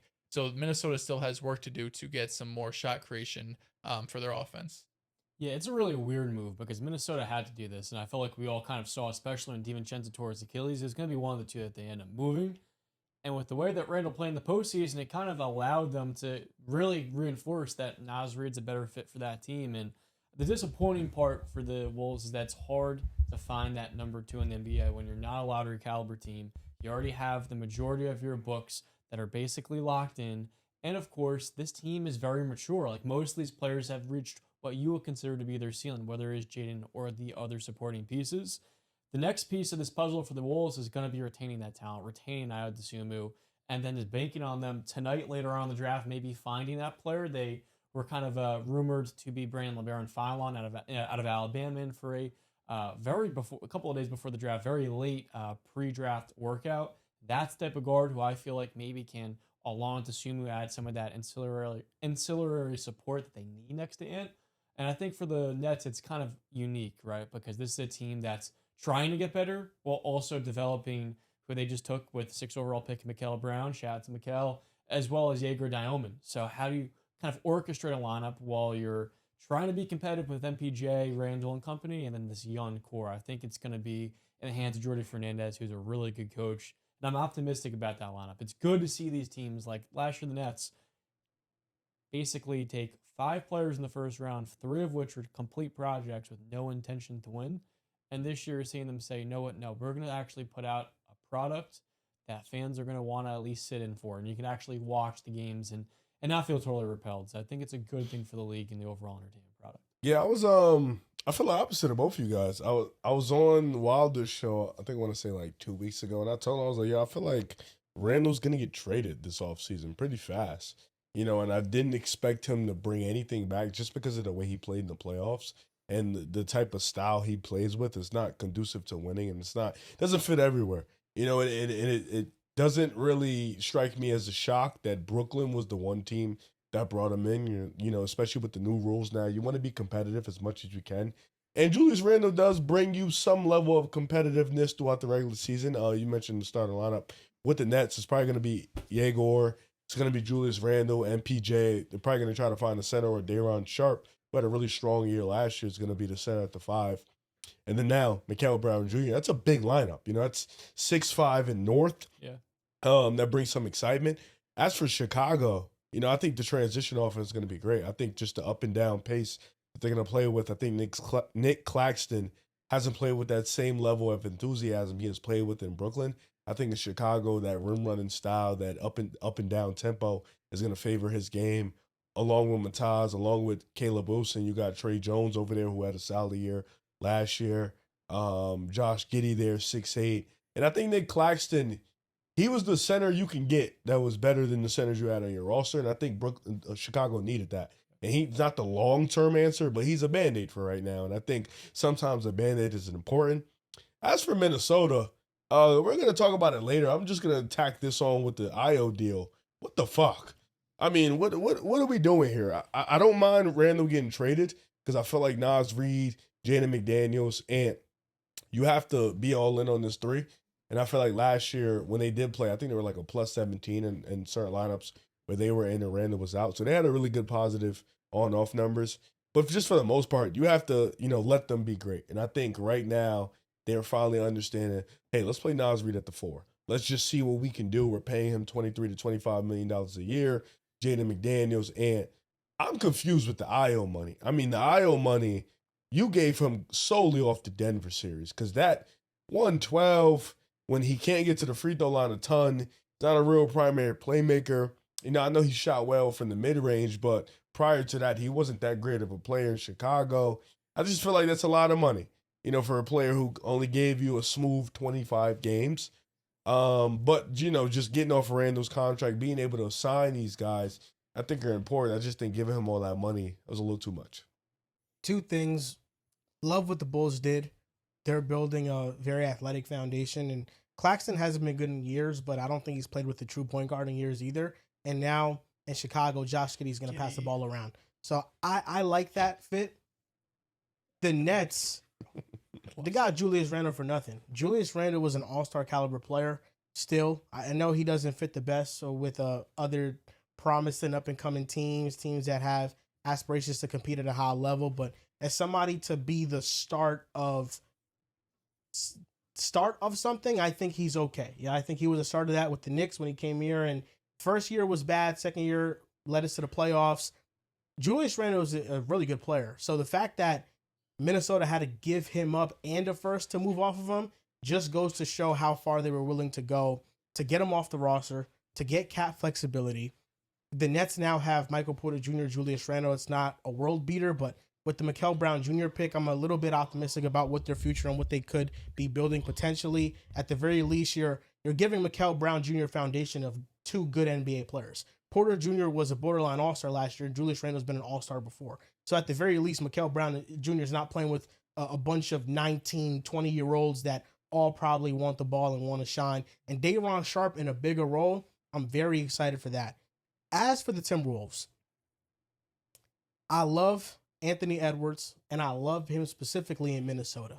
I love that a small market team like Minnesota has a star like Ant that represents them. And it pains me to say this, but I think that Anthony Edwards' time in Minnesota is dangerously close to coming to an end. He's been saying this for a while now. When I'm looking at the last couple of Tim Connolly moves, let's just go over what he's done. What Tim Connolly has done in Minnesota. The Rudy Gobert trade, good. You made back-to-back conference finals. You then traded for Rob Dillingham, which was a massive mistake. You then traded Karl Anthony Towns because you needed to choose between Gobert and Karl Anthony Towns. And in hindsight, we can all say Minnesota chose wrong. Even though Rudy Gobert is their backbone defensively, what we have seen Cat become, I don't know. Cat spacing the floor, the offense that Cat brings. Defense is highly valuable. But when you can go into playoff games and only score 2 points, that's a big problem. I feel like Cat fits more for New York, though. He wasn't playing the 5 in Minnesota. Rudy Gobert's playing the 5. Gobert's more vital. We saw in that Memphis series in 2022 that they need him for the rebounding and the Minnesota is terrible. Here's my rebuttal to that. Playoffs. My rebuttal to that is that Karl Anthony Towns is without a doubt a far more valuable player. And just because Minnesota wasn't able to maximize him does not mean that they're all of a sudden saved in this. It. Is ring because culture. we saw him. No, what you mean? I think it's after the run he had. Cat was awesome. Well, we're not gonna act like Rudy is not like the backbone of what Minnesota does. So if you're Minnesota, you're like still 15, trading Cat instead of Gobert. I think you have I to. think You have to give up one. before though. this season, I wasn't convinced, but after this run, I think basically everyone would take Cat over Gobert. if going I'm forward. Minnesota, I think as I a still talent, would. yeah, but for Minnesota, no. Minnesota's defense would have been capped out as like the 15th. Cat at best the team in 5 is NBA awful. He without would have played the Gobert. 5 in Minnesota. And Cat was great as a 5 in New York. Yeah, Axel. I don't know. I feel like it's a different vibe, I have bro. something to say about the draft, which is bothering me a I little. figured bit they with would the go presentation. Yaxel. If you were to keep Karl Anthony Towns, if you're in Minnesota, you would not be having this discussion right now. You'd No. be saying they desperately in the same need vibe rim you are protection, now. rebounding, and that interior presence, which they did not have. And right now, what? No, They you wouldn't have a wouldn't- chip Hold up. in Minnesota. You're wrong about a couple things. They wouldn't need the rebounding. Karl Anthony Towns is one of the most outstanding rebounders in basketball Did you right watch now. the 2022 series against the Grizzlies when rest in peace Brandon Clark, Kim, and Steven Adams were just absolutely mauling them? Oh, in the that's glass? because you had Jared Vanderbilt as your starting power forward. That's he why. was one of the best So rebounders if for you 36 we in the we entire see NBA. Just so we're Jared, clear. Jared Vanderbilt He's one was of the best rebounders for his undersized, position. but in that Well, series you're he talking about wasn't that rebounding, that's his impactful. best skill. That's actually what made And him Jared a Vanderbilt great- is unplayable in the playoffs. We see that if you build a good supporting cast Shit, around not that Karl Anthony year. Towns, who was one of the best rebounders in the league, John, this past year? Was it the New York Knicks? Joel. Was it Karl Anthony Towns who led Minnesota the team in wouldn't have a rebounding? ring if Cat was there, bro. I'm not saying they would have a ring. wouldn't. That's not the conversation. You In can't say they're more valuable. hindsight, I think you'd be crazy if you say you're trading Cat still instead of Rudy Gobert. I think it's hard to trade Still, Rudy if regardless. He's the backbone of. He is what Ant is on offense for them on defense. He is their backbone. If And I'm right Minnesota, now- what Cat did in New York does not impact my basketball team. It doesn't. It doesn't. It's That's two not different. It's the two same different as my teams. organization. It should. You should feel a You semblance don't have an of. It's OG. not every team Jaden has is not to an go with the OG. same exact You don't have mindset. that. Jalen Brunson and Mike Conley are not the same. You don't have the No. same bench as you do. It's not the similar, same team. But that's the thing. If they went in a getting direction paid more than and Rudy. where when Rudy Gobert, when he was traded to Minnesota, it was clear they needed to build the team around not only his strengths but also his weaknesses. Right? If you pivot and you build a team around Karl Anthony Towns and Anthony Edwards, you build around the weaknesses. They already had Jaden McDaniels, which is an elite defender. I'd compare him to more like Mikal than OG because OG is clearly better than both But you of need them. an OG. You don't have that. But that's the thing. If you're Minnesota, you can now go in a direction to say, this How? is what we need. Cat gets You're paid close- more than Rudy. But that hurts you. There's a reason they had to move Cat before Rudy. Cat gets paid more they than had Rudy. to move him because it was a decision between the two. of No, them. it was a That's why. financial That's issue. why. Yes, Cat gets paid more than Rudy. The reason why they traded Karl Anthony Towns is because their decision making was Karl Anthony Towns can't be the second best player on a championship team. That is what the kinda, yeah. reasoning was based off of. Now listen, at the time, I felt that way too.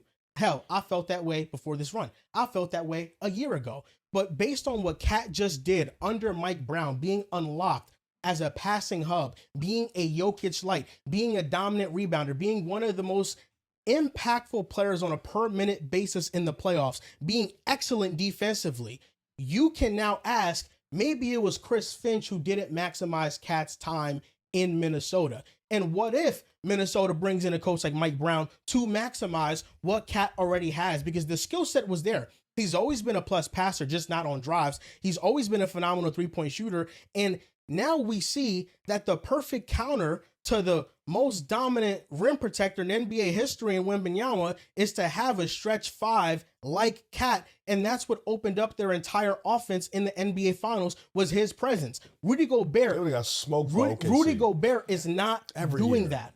Every Yeah, year, yeah, that's OKC would have beat the OKC shit and out of San them. Antonio, not just- Every And year. OKC, if healthy, they could have won this year too. Like That's what I'm OKC's saying. Like, phenomenal. It's hard to win a regardless, championship, Joel, if your defense is yeah, capped like as the 15th best team in the regardless NBA. of what That's you're exactly doing, what it was. you can look at it and be like, "Yo, the Knicks Why made the were right the move," but Knicks not a Minnesota. top 5 defense this year with Karl Anthony Towns anchoring Top for the what? defense. They were a top 5 defense this You year. got to with throw Cat that to anchoring the OG, brother. defense. Come on, we got to be Exactly. serious. I think OG gets a big part of it. Why but was it- Minnesota it a go- top 3 defense? Rudy's on the floor. Did you think that a starting 5 featuring Brunson and Cat could be a top 5 defense and be an elite playoff No, defense? top 5, no. No, exactly. Would you say objectively Anthony Edwards and Cat is better defensively than Brunson and Cat?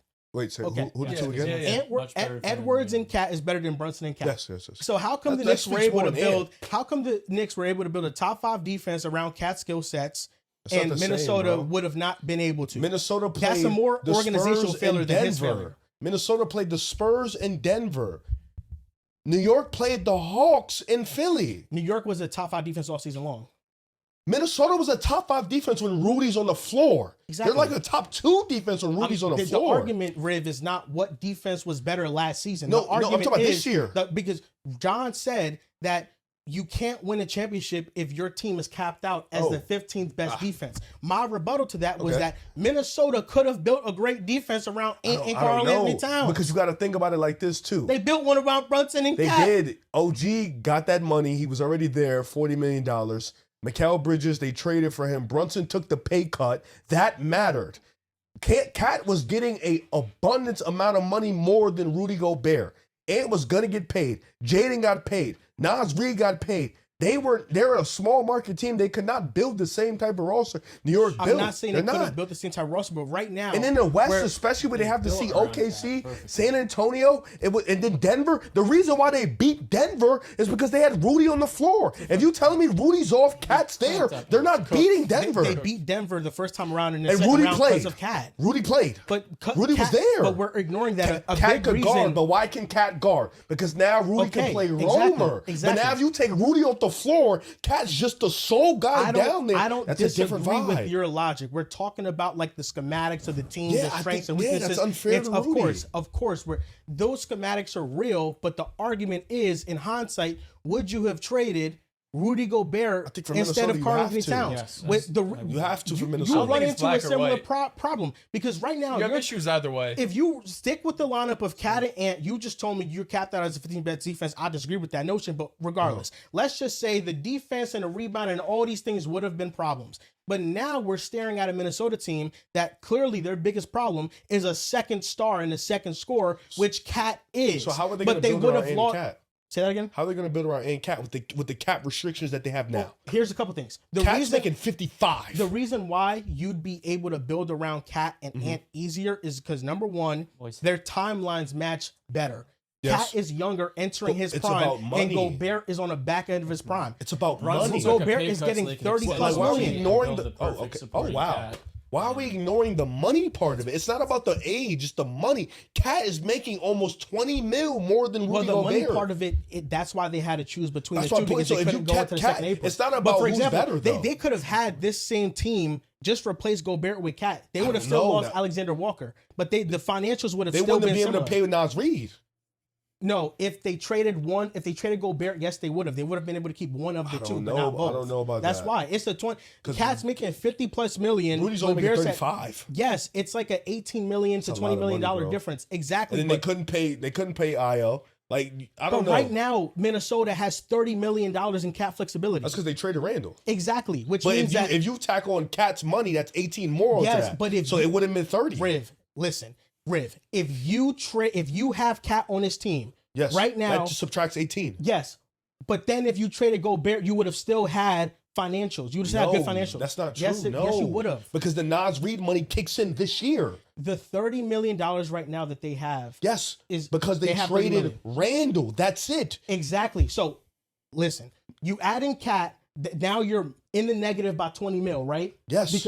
Then if Rudy's not on the roster, you're in the positive for Cat. Cat. You have to remember, though, Nas Reed money kicked in, bro. You're not listening to that. God. That's the only reason they traded him, I don't know what that payroll looks like, but I think we can move on. My whole thing is that the pay, like, the Wolves wouldn't have been a second apron team. They wouldn't have been able to give Io if they traded the right pieces away. Yeah, I mean he got paid, but he showed in the playoffs. They need that. Like what are we doing?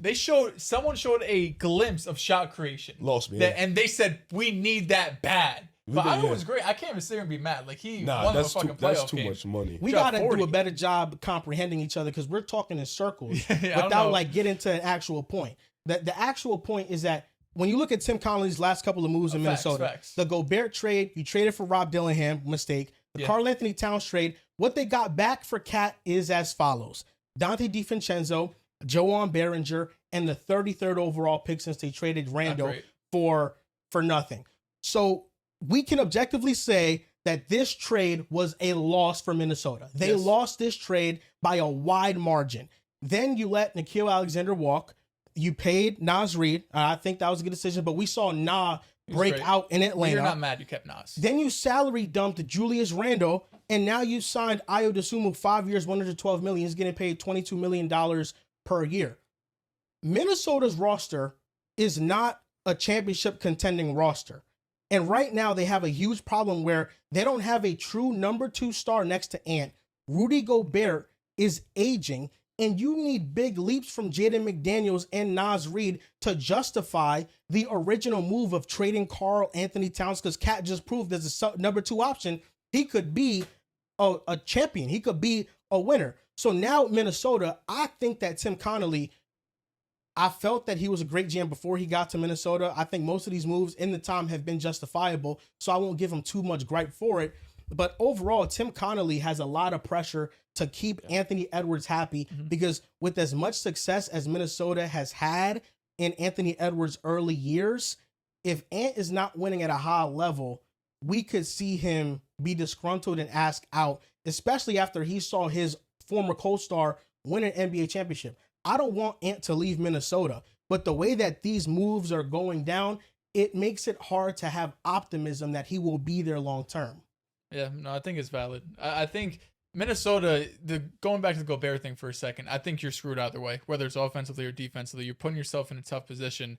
But I think I don't want to call it the bigger issue, but we still really haven't seen, it seems like the same issues keep popping up for Minnesota, where we're asking either Ant to make a leap as a playmaker and as a decision maker, or we're asking them to go get a real point guard who kind of set things up for their offense. This has been it's been the same issue for multiple years now, and it's maybe not the reason why they lose every single year. It could be for injuries or tough matchups, but that feels like the reoccurring thing that Tim Connolly hasn't been able to address. I think that's what they're trying to do with Ayo, because they saw it some in the postseason, and it's the best they've gone, because with all due respect to my Conley legend, way past his prime. You can't go out there and ask Mike to do anything other than hit a spot up 3.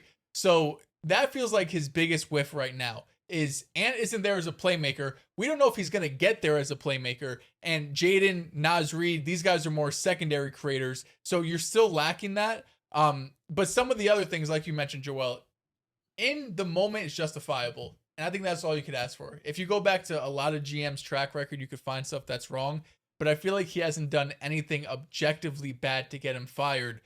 If Ant gets disgruntled, though, that could be the last straw. It's tough because some of the moves that he's made just haven't been in lockstep with the head coach, right? Like the Rob Dillingham pick, the trade up at the time was a swing to get that guard to pair alongside Ant. The issue was that Chris Finch is the type of coach, he's like European style, where he has a very short leash and he coaches game to game, and he wasn't going to unlock Dillingham. And ultimately, Dillingham just wasn't drafted to be the player that Chris Finch was trying to play. So it was difficult. I do like the way that they've kind of pivoted off that. Getting Ayo Dosunmu, I know if you're against the contract, looking at it, 5 years, $112 million, I feel like is warranted, because with hindsight, we can say he was like the best 6-man basketball this year, the most impactful 6-man from Chicago to what he did in Minnesota.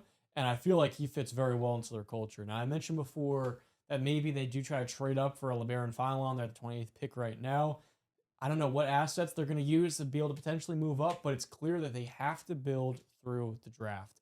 They got Juwan Berenger, and this year the hope is that they can get that next piece. It's just a difficult class because the best talent after the top 15 picks, it's going to be depleted almost entirely, right? But that's typically what you have to do when you don't have the trade resources necessarily, and you also don't have the options on the free agent market. So it's definitely a clear case of a team that is stuck between a rock and a hard place, because with a great player like him comes great expectation. We saw them win in the first round, dominate Denver, which was fantastic, but they weren't close to San Antonio in the second round, right? So there's definitely levels to it in the Western Conference, and I feel right now for Minnesota, they're just waiting for that thing to get them over the hump, and it's not really evident to anyone. The assets the lack of that they have, I should say, is what really concerns me the most. I know as of recently, they've been talking about trading Rudy Gobert for maybe Derek White and prying him away from Boston, because Derek White fits the timeline better because Gobert's aging. But then now you have the massive hole at center. So it feels like no matter what Minnesota does, they are still staying in the same place because they don't have the draft capital to make a major move. They don't have the young ascending chip in a trade to use. That would be Jaden McDaniels, but they've made him untouchable. And I would also argue that for their team, he is very vital to what they do. Yeah. So it just feels like any move that they try to make is like a lateral achievement. But the Ayo deal, they'll still have some money left over. They'll be able to sign a player for the mid-level exception. So they'll bring in a contributor. So hopefully, that could be the answer to their problems.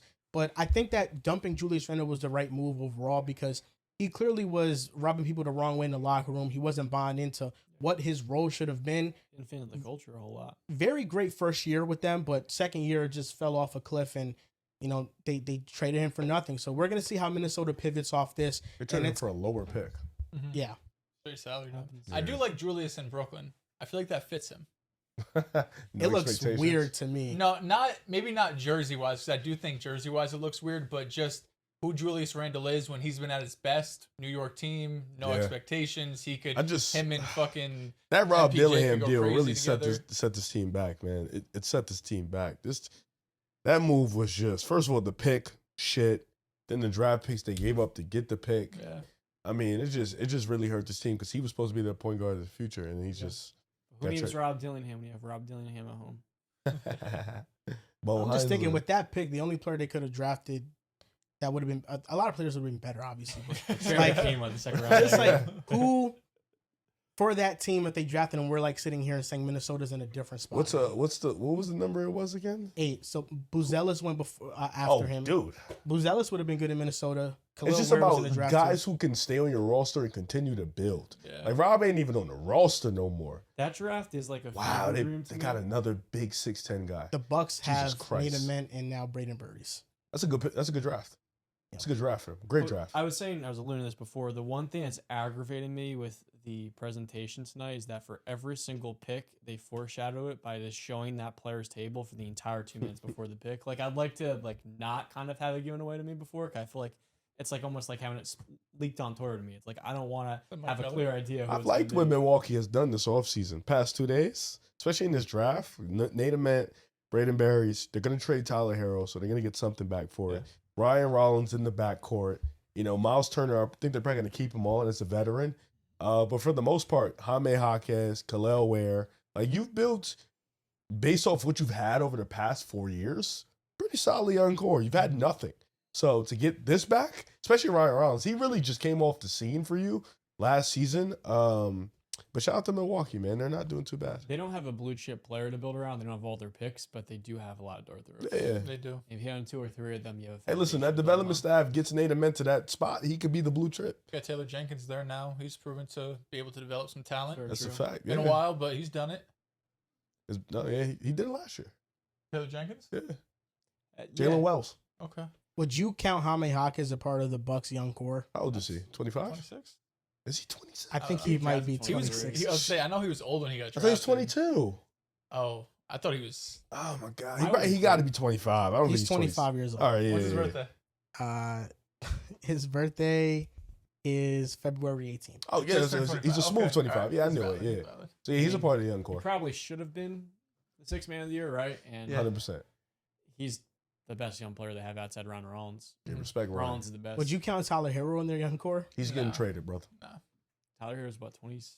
6? He should be 26, 27. They're about to trade him though. Yeah, I'm good off. He's Tyler from Hero. Wisconsin as well. Hey, but he might don't be think he'll play heading for to them. y'all. I don't hate it. He's better I than think it's a Duncan good- Robinson. It's a good fit. Yeah, I don't hate He's it. turning 27 this year. For what? He's just small. For what y'all need, you could get him for the low. Yeah.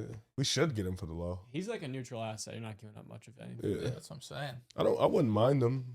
I like him in Detroit. Like let's work. We've been watching the draft as we've been talking. I think now it's time to pivot and talk about the picks that have happened. The first 4 picks, I think 99% of the basketball community could have predicted what happened. AJ DeBanza 1 going to the Wizards. Darren Peterson 2 going to the Utah Jazz. Cameron Boozer number 3 going to the Memphis Grizzlies. And then Caleb Wilson 4 going to the Chicago Bulls. How do you guys feel about this overall? Which one was your favorite pick? Caleb Wilson's the Bulls. I know a lot of Bull fans. My best friend Brand texted me. He's a big Bull fan. It's like, what are the odds we can get Cam Boozer at 4 if we're Chicago? And I'm saying to myself, I feel Caleb Wilson's ceiling is so high that for him to go with the 4th overall pick, a lot of people may view that as a consolation. Like, damn, we need to get Boozer, but we got the worst of the top 4. I would not be surprised if Caleb Wilson's better than 1 or 2. If he was better than Darren Peterson, I would not be surprised. 'Cause I feel his physical traits are so outlandish, and everything you hear about the basketball character as well, along with the skill set he showed this year at UNC, the mid-range scoring, I feel like he can develop into a respectable 3-point shooter. Maybe never a really good one, but I feel like with his overall potential, you should be ecstatic if you're a Bull fan. I would not be surprised if he's the 2nd best player. Better than who? If he was better than DP, I would not be shocked. Woo! Yeah. In the NBA, I would not be shocked at all. Caleb. Oh, okay. All right. I don't think it's. I'm excited about that. Who's your favorite That's- who's your that's best player in the nuts. draft? Who do you think is the best? I would go with AJ. Nuts.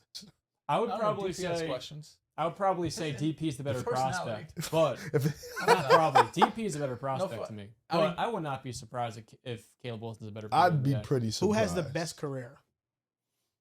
It's AJ the Benson, nigga. Probably go with AJ. I do love the landing spot for Darren, but I feel Caleb Yeah. Wilson's potential is just very high. Okay. Let me ask you guys. Underrated a You know little. he's This a year older than DP, a full year. He's 20. years Boozer's old. the youngest of the four. He's I like know. 18. Yeah. Boozer's the I best. didn't know how old DP was comparatively. Though. Yeah.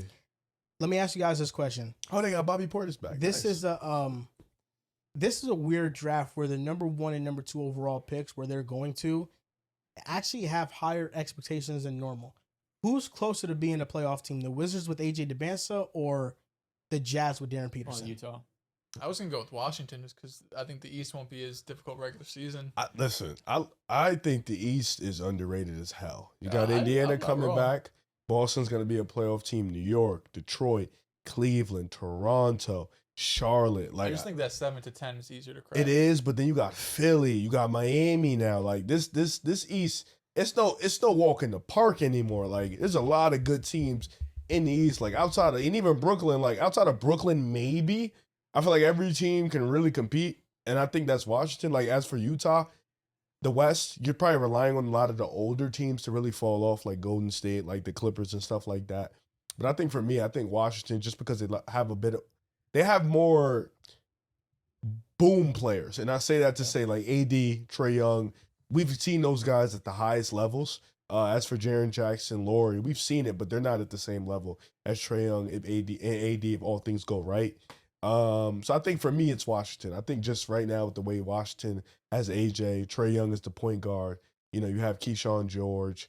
They have a lot of young talent. Where however they fit is however they fit. But I think for me, it's going to be Washington. Long term, I like Washington's young core more, but in the short term, I like what Utah's building a lot more. And a big reason why is the coaching. I don't know what they saw in Brian Keefe, the Wizards, this is, and I said this in a while ago before, right after they won the lottery, to keep him. But, I mean, it is a little bit head-scratching if you're trying to win now and you have these two timelines and you have an unproven coach.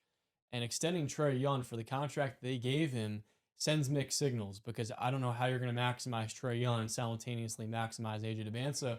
And you have this entire young core, then you forget you have Anthony Davis in the picture. On paper, Washington is clearly the better team. I mean, it's not really close. If you have a healthy Anthony Davis and a healthy Trae Young, I don't expect Anthony Davis to play more than 60 games because of what we've seen the last 2 years. And at the same time with Trae Young, we've seen with the rule changes, he's not the same level of a scorer. Plus, he is a really specific player to build around. And this year, Orlando was a 500 ball club with a very decent supporting cast next to him. And I felt like they had built a more well-orchestrated team that fit Trae Young's strengths and weaknesses compared to Washington, where you kind of slapped a bunch of stuff together and it's a ton of talent. I don't know how any of it gels, especially when you have a coach who has 20. His record, if you're to pull it up, is one of the worst Abysmal. things in NBA history. And this is someone that you're trusting now to put it all together. I don't see that happening. But with Will Hardy in Utah, every single year they have routinely been competitive when they've actually had talent on the floor, and they've always kind of pulled players out of the lineup due to injuries or just simply shutting down the tank. This year, I feel like it's going to be different with the backcourt they've built, and then plus, assuming Jaren Jackson and Walker Kessler are on the floor because they missed most of last season, but before then, you look at them as guys that are going to be more available than, say, AD. And to me, it's clear that you're going to have a very strong front court defensively. So I feel like the floor is a little bit higher with Utah. The Yeah. Jazz got better players right now. I was gonna say the Wizards have better players right now. If you're telling Nobody me on the Jazz Trae better Young than AD. and AD is gonna be course. healthy, that is. Yeah. But the Jazz have their own injury concerns with Jaren Jackson, with Walker Kessler, Fake who injury. missed I all season. I don't see Kessler's Still. injury history. It's just the torn labrum, but with True. Jaren's valid. Yeah, He's you're right. he Jaren- restricted too. Yeah, but Like, it seems like he's gonna come back at a minimum. Who's sign better, trade. Sarr or Kessler? I think Kessler. it's what? I think it's Sarr. I would probably go with Sarr, but it's AD close. Jaren. It's AD. AD. You know, Laurie, Keyshawn, you probably go Laurie. Laurie. Keontae George, now AJ DeBansa. Keontae or Trey? Trey. Yeah, Yeah, I'd compare DP and AJ. AJ. Do you say that simply? Is it Trey just better than Keontae? I think you have to. I think it's very close. They're in the same tier. Yeah, but I think you lean Trey. I think that's more because just Trey Kante's falling up off a than year. anything. I just look at Utah. I feel like the core fits better in my opinion. Okay. Darren Peterson, Keontae George, Laurie, Jaren Jackson, Walker Kessler. They have size. They have a good defensive front court. And then you have the scorers in the back court. We'll see if we see more of high school point guard Darren versus Kansas didn't get much assists Darren in college. Because it was two different shifts. In high school, he was a playmaker. But then in college, I mean, the passing numbers are putrid. So he said he wants to play point guard. In Utah, it's definitely going to be a little bit of a clunky fit with him and Keontae George at first. I'm wondering how they're going to figure that out. But I think both teams are in excellent positions. The Western Conference doesn't seem as difficult as it has looked in years past. And the East is very deep with a lot of good teams. Yeah. I want to say that Hannes Steinbach to Charlotte at 14 is probably one of the best draft picks in that as well, especially for their need.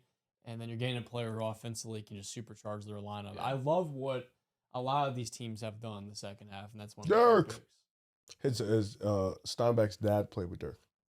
It's always crazy pulling stuff like that up. Yeah, bro. It's like Stephon Castle's dad playing college basketball at Wake Forest with Tim Duncan. It's crazy. Crazy shit happens for real. The Grizzlies weren't brought up in this equation because they don't have any aspirations of being competitive in the short term with the new rules. But Cameron Boozer, I love the pick for Memphis. It felt like he was going to be there because the 1-2 was obvious. Cameron Boozer, the youngest player in his class, the most accomplished player in his class, high school and college. He just won 11 more awards in college. He was the best player in college basketball this past year. Cameron Boozer, I feel as if because of the hype around the top two has kind of been swept under the radar when he has the chance to have the best career, I think. He's polished day one, comes from an NBA family, one of the best rebounders in the NBA instantly day one when he comes in, already has an NBA-ready body, can pass, can be a hub, can dribble the ball. He shot well. What'd you say? A legit shooter. Exactly, legit shooter. He shot well in high school and in college. He has every trait. I think with him, it's just the aesthetics. At face value, you watch him, he's not as explosive as AJ DeBansa. He's not as fascinating as Darren Peterson. Cameron Boozer, he just fills up the stat sheet and gets the job done. And I feel like that has made people is not as high on him because he doesn't have the high-end highlights, but he impacts winning. He's shown that at every level, and he is the youngest player in this draft, already has an NBA body. And I take into account coming from an NBA family a lot, especially when your dad was an all-star in the NBA. That usually means you ass. And I think you're way better than him. Look at the Brunsons, man. Yeah, that usually means you ass. If your dad was a star, you ass. If your dad was mid, you're nice. Usually, Cameron Boozer is shedding that label. Cameron Boozer, like his dad was an all-star, and I think Cameron Boozer is probably better at everything than I his think, dad. First of all, Booz fits perfectly with Memphis. I think Booz and Zach is going to be perfect. I love it. I think Zach covers all the five positions. He's a great offensive rebounder, big, strong, physical, has a pretty good post game, pretty good floater. Booz, his problem with me was, can he play the 4 or the 5? I think that was the thing. Can he drop weight, maybe go to the 4? You know, can he gain weight, play the 5? But he doesn't have the same vertical as other 5s. But him playing with Zach is going to be perfect. Then you got Cedric Howard, Jalen Wells. Ty Jerome. Ty Jerome. Whatever point guard Memphis wants to grab next pick. I hope they grab Phylon or Christian Anderson or Ibuka, whoever they grab. But yeah, Boozer fits perfectly. I think he was always going to Memphis, especially analytically. They love that analytical stuff, and Boozer is the analytical guy out of the 3. Perfect pick. I think the first 3 for me went perfect. I think that was the 3 I had. And Boozer's a great. Caleb Wilson top 4. Yeah, easily. I was gonna say. I feel like top 4 was pretty locked, but I think Boozer. I think it's just 1 or 2 was the conversation. Yeah, and he's put in a different position, right? Picks 1, 2, like you mentioned, Joel. They're going to teams that are almost competing, right? And they're kind of fitting into this place where there's already either established veterans or established star. Boozer gets to go in, and obviously you have some highly touted draft picks. Edie's on that team. Like you mentioned, Ty Jerome was really good when he played last year and healthy, and we'll see what happens with Ja. But it's his team. You know, like this is the player that you're building around. It's your franchise cornerstone, and of course AJ and Darren are as well. But they're just put in a different position where timeline wise, where it feels like Memphis, everything is going to be around Boozer now. How we're going to build this thing around him. While the top 2 teams probably looking at some of this lottery odds stuff is saying we have these great players, they're going to contribute right away. While we also build this roster for them in the future. And that's understated because I feel like if If he went to Washington, we're saying, what about Sarr and Anthony Davis? What's It's a going on? weird fit. If he goes to Utah, we're saying, what about Laurie, Jaren Jackson, and Walker Kessler? Too crowded front courts. This was the best possible scenario for Cameron Boozer. In Memphis, I mean, they've shown the ability to draft and develop before and be relevant that way. I think this is the start of their next phenomenal winning era. To build off of what you're saying, I felt like in 2019 when they drafted John Morant, it wasn't with Zion being the top prospect in that class. Like, Ja was a little bit in his shadow despite being a great prospect in his own right, and that was the building block which immediately developed the culture, the system, the identity of that team. Like, the blueprint was set then. And I feel it's similar in this draft class where all the talk is about DP and AJ, but Cam Boozer is going to be the player that develops that culture and that identity for them. And he's going to fast track this rebuild because a player like that allows everybody else to fall into their more natural role. He allows Zach Edey to no longer be the focal point, but a secondary kind of a complement in the front court and that secondary option, so to speak, in the rebuild. And if he can be healthy, which is the biggest question for him, you're talking about Zach Edey to me as one of the better centers in the NBA. Same goes for a Coward, a Ty Jerome, and all of a sudden you have a very exciting young core, and then you got to maybe next year we'll see because they're going to have the limitation of you can't have a top 5 pick 3 straight years, right? But just So the theory, if aggravating. you get the 6 overall pick next year, and you add that into that core, all of a sudden Memphis really has something here, and you've got a player in Boozer you could really build around. I love the comparison you gave, Rib, which was Kevin Love, and I felt like his shooting is so developed, and I'm excited to see him maybe play at a lower weight because if he can defend on the perimeter and maybe he cuts down some of the weight he gained at Duke, I really love the overall potential that he has, and defensively, him again. Dalen Swain at They're pick going wing 15 to Chicago. I like Dalen. And that's the next one up because after talking about the big three, we get to the 4th pick, Caleb Wilson, who Fourth has and tons of potential. 15. And then at pick 15, Dylan Swain from Texas.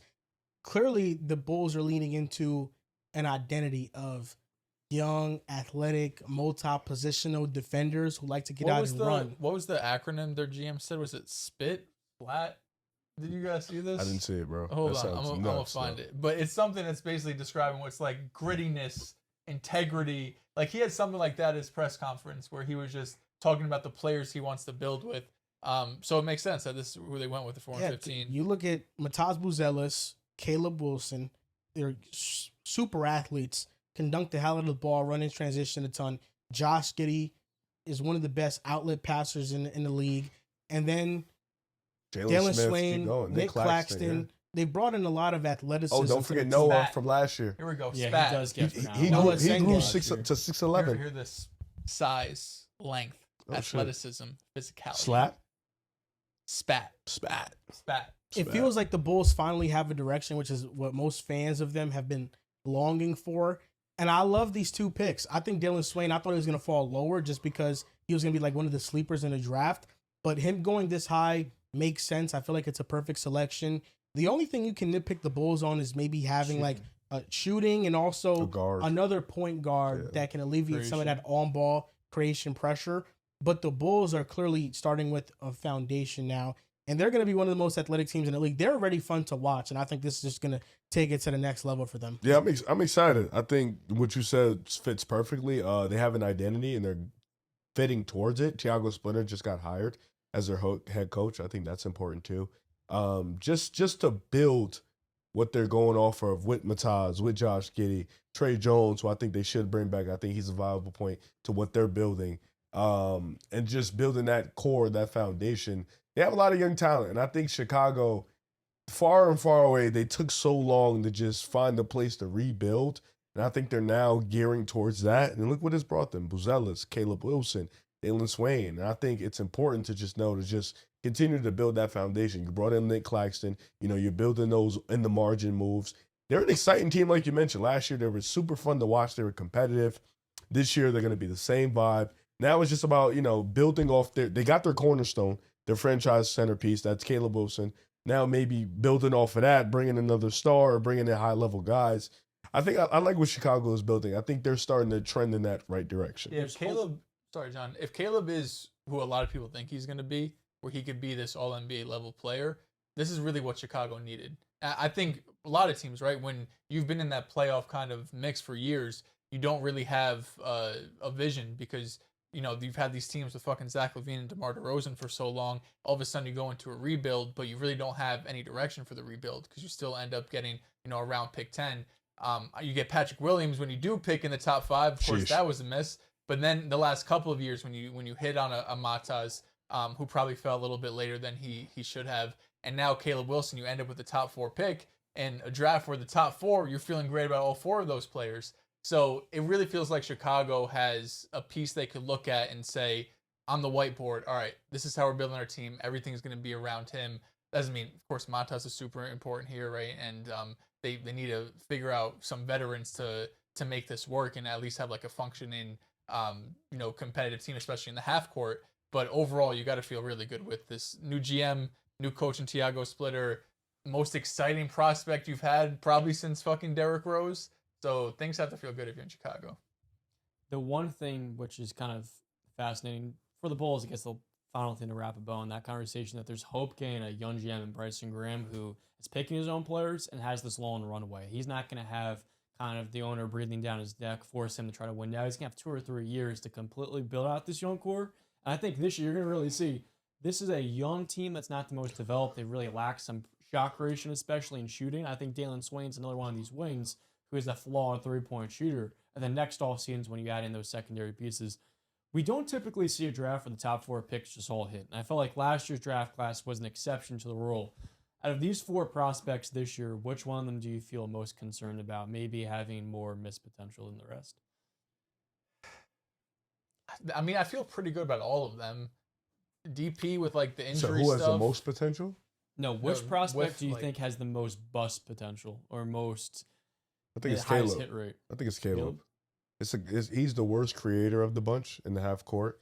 Relies exclusively on transition and his defense, which I think is extremely important. I'm not disregarding that, but it's about Nick picking. AJ, he can get to the rim at will. One of the best slashers in college. One of the best slasher prospects. DP, the shot making is ridiculous. Cam Boozer can play the pick and pop, pick and roll, can be your hub. With Caleb, there's not a real, outside of his mid-range jumper in isolation, there's not a real, a real game, like a real point in his game where I can grab him and be like, I can build this on offense. Like this can be my vocal point on offense. With AJ, it's his slashing. DP, the shot making. Cam Boozer, his offensive hub as a passer, playmaker, as a scorer. Caleb, I got to get him in transition. If I get him on an isolation with a mismatch, I can do that. So I think for me, it's Caleb. I always thought Caleb was a tier below these guys. Okay. But I do think he's a tier above the next guys. I understand what you're saying. To me, I kind of looked at it as a 1A, 1B, like you said, and a 3A, 3B, if you will, between him and Boozer.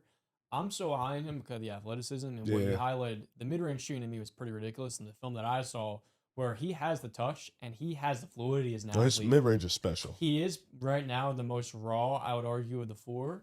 But I feel like from everything that I've read, everything that I've learned about his basketball character, Bennett starts from Memphis at pick 16. It seems like he's the type of player who will fully maximize those physical characteristics and those physical gifts that he has. And if he's got that mid-range jumper down pat, I'm confident that he'll be able to develop the outside shot from 3 as well, especially with NBA training in some years. He's only 19 years old to really continue to focus in that part of his game. Talk to me, Riv. What's going on here? He knows that the John Morant era is over. Oh. No, I thought they was going to grab Phylon. They grabbed Ty Jerome. I'm not going to lie to you. I thought Phylon was already taken. And it starts. Looks like an Iowa guy. Guys, this age, the track record is hard. It doesn't. How old is he? 23. Okay. The track record is extremely. It doesn't pan out. It doesn't. Poor Dolan Connect, man. But analytically, he fits what Memphis wants to do. Good player. I just thought Phylon was the perfect kid for Memphis. Yeah. This hurts. If Oklahoma City looks Doesn't look into Aday Mara and LeBaron Phylon, the league messed up. This is like Philadelphia getting. I'd be Jihad surprised. Campbell I'd be or- surprised if OKC goes guard. Yeah, OKC has so many Man. guards. Or Well, get a Oklahoma Oklahoma City's not trading the pick, which I'm shocked they haven't. They take best player available, I assume. You You just have to hope one of these teams jumps up. They'd have to jump up with Oklahoma City to take the reins. I think Phylon would be great in so many places, but not sitting off the bench, coming off the bench in OKC. We're going to talk about the top point guards that got drafted in the lottery and just where you liked them selected. So ranking them based off of the spots. Sorry, Memphis is trading pick 16. Ben Sturts to OKC for 2 second-round picks. Okay, so OKC got Sturts. All right, we're back on the board. Let me see something. Hold on. 3 minutes. Are they keeping 17 though? No, Memphis keeps 17. It just says 2 second-round picks. My nigga don't tell me. OKC might have 16 and 17 then. My nigga don't tell me. Okay. That's the Yeah, dumb. before trade to OKC, but we have. This next pick might be Allen Graves. So wait, Memphis traded Ben Sturz for 2 second-round picks, and they let OKC keep 17. That's what it seems. I don't know. We haven't. There's just no. They're not that dumb. No way. I mean, listen, I don't really give a fuck because y'all leaving anyways, but. They just can't let Oklahoma City keep getting away with this.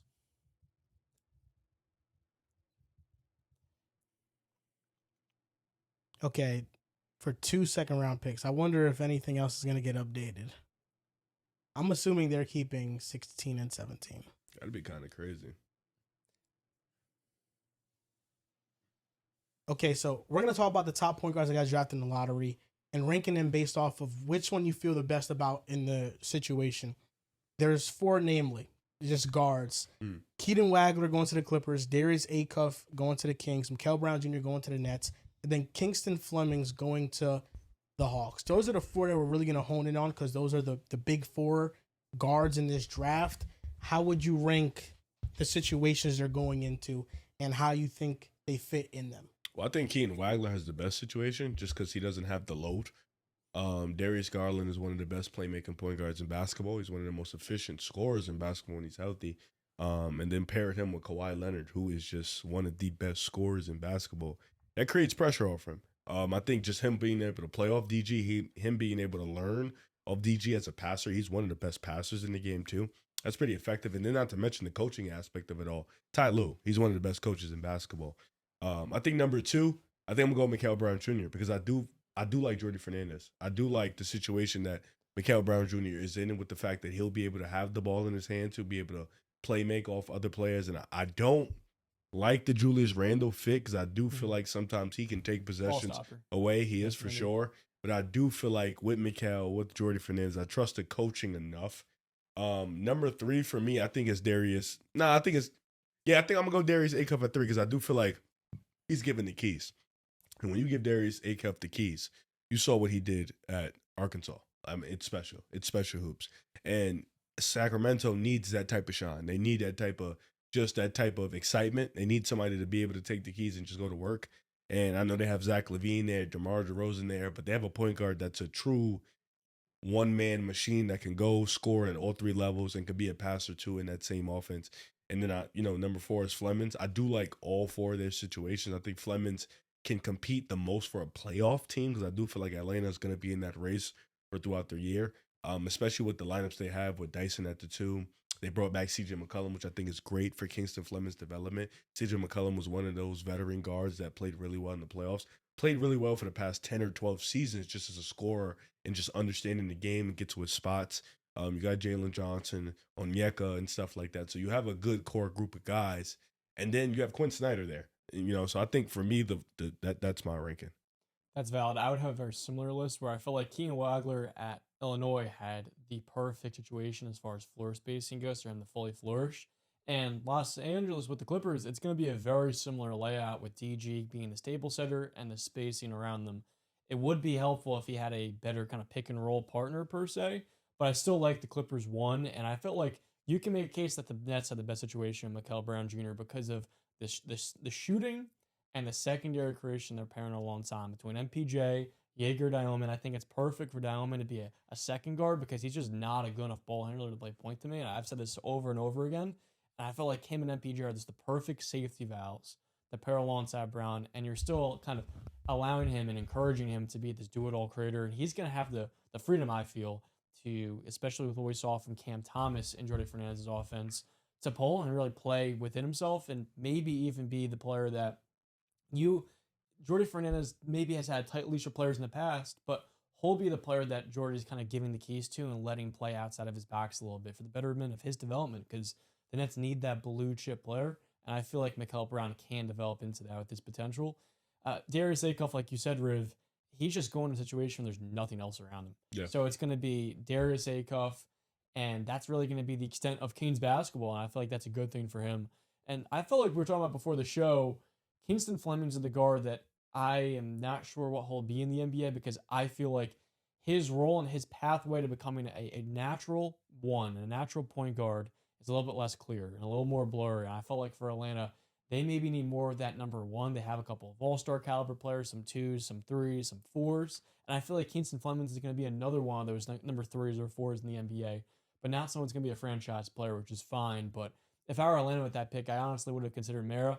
And I felt like they got another guard who's going to be a complimentary player, but not really an engine to their offense, which is what they need right now. Yeah, I think mine would be similar to your guys. Wagler would be one for me. There's been a lot of talk. By the way, they did go with the 17th pick. There was a lot of talk. Memphis. This is Memphis. Yeah. There's just been a lot of talk about the Clippers and which way they want to go. Right. It's been reported that they like this youth movement. I like this pick. There's been reports about potentially a Kawhi Leonard trade. I don't know what direction the Clippers should take, but when you take Wagler at 5, I think he fits either way you want to go. If you want to build towards a youth movement, obviously he's a rookie. If you want to go and try to compete right away, he's going to be able to go and play next to Darius Garland, and help the Clippers compete in 2026. Number 2 for me would probably be Acuff. Like you guys mentioned, there's nothing there for Sacramento. They have pieces. Some of them might get bought out.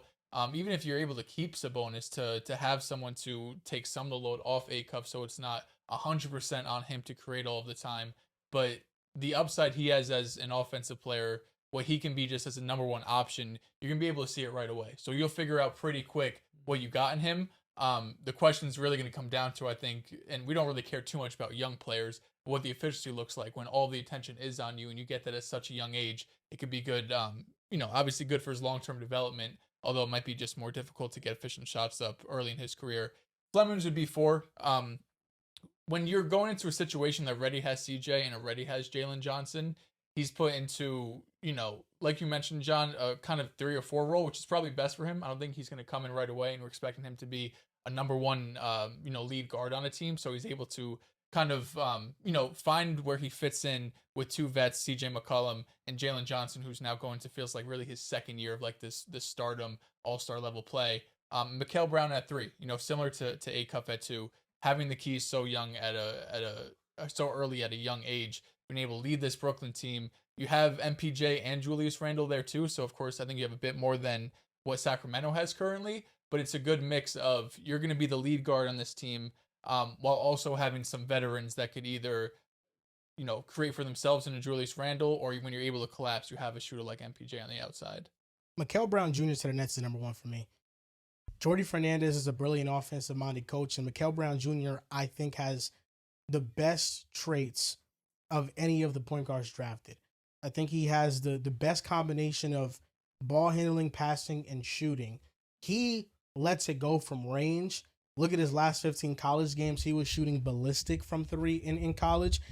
I think Mikal Brown Jr., he doesn't have the same size concerns of these other guards. Keaton Wagler has size to him. It's really the agile quickness, the verticality for Keaton Wagler. Exactly. Darius Acuff, undersized. Defensive concerns, not only with the size, but also on tape. Kingston Flemings has great defensive tape, but the size is what's the concern. With Mikal Brown Jr., he has a size, wingspan. He played passing lanes. He wasn't a good defender in college by any means, but he has the tools to get there in the league. And he did play passing lanes pretty well. Mikal Brown Jr. just having the keys, having a point guard job, nobody being in his way, I think he can really flourish. He has high-end potential to me. Number 2, Keaton Wagler is the fit, right? Keaton Wagler fits in with this young core very well. Number 3, I would go Kingston Flemings in Atlanta, because I think that they need a point guard, and they got one in Kingston. And now you feel like this roster is well-rounded. The only reason why I have Acuff to the Kings at number 4 is because it's the Kings. Yeah. It has nothing to do with the Nets, though. Acuff's ability. The Nets are a much better ran organization, in my opinion, than the Kings. Their coaching. Okay. The Kings are 30th, so I'm not going to sit here and fight you on it. The Nets, to me, I feel like have better players, and even though they also have won a couple more trades in the past as well, getting Michael Porter Jr. by trading away Cam Johnson and also getting a Denver first round pick. Like at the very least, I feel like the Nets have been able to manage their assets pretty well.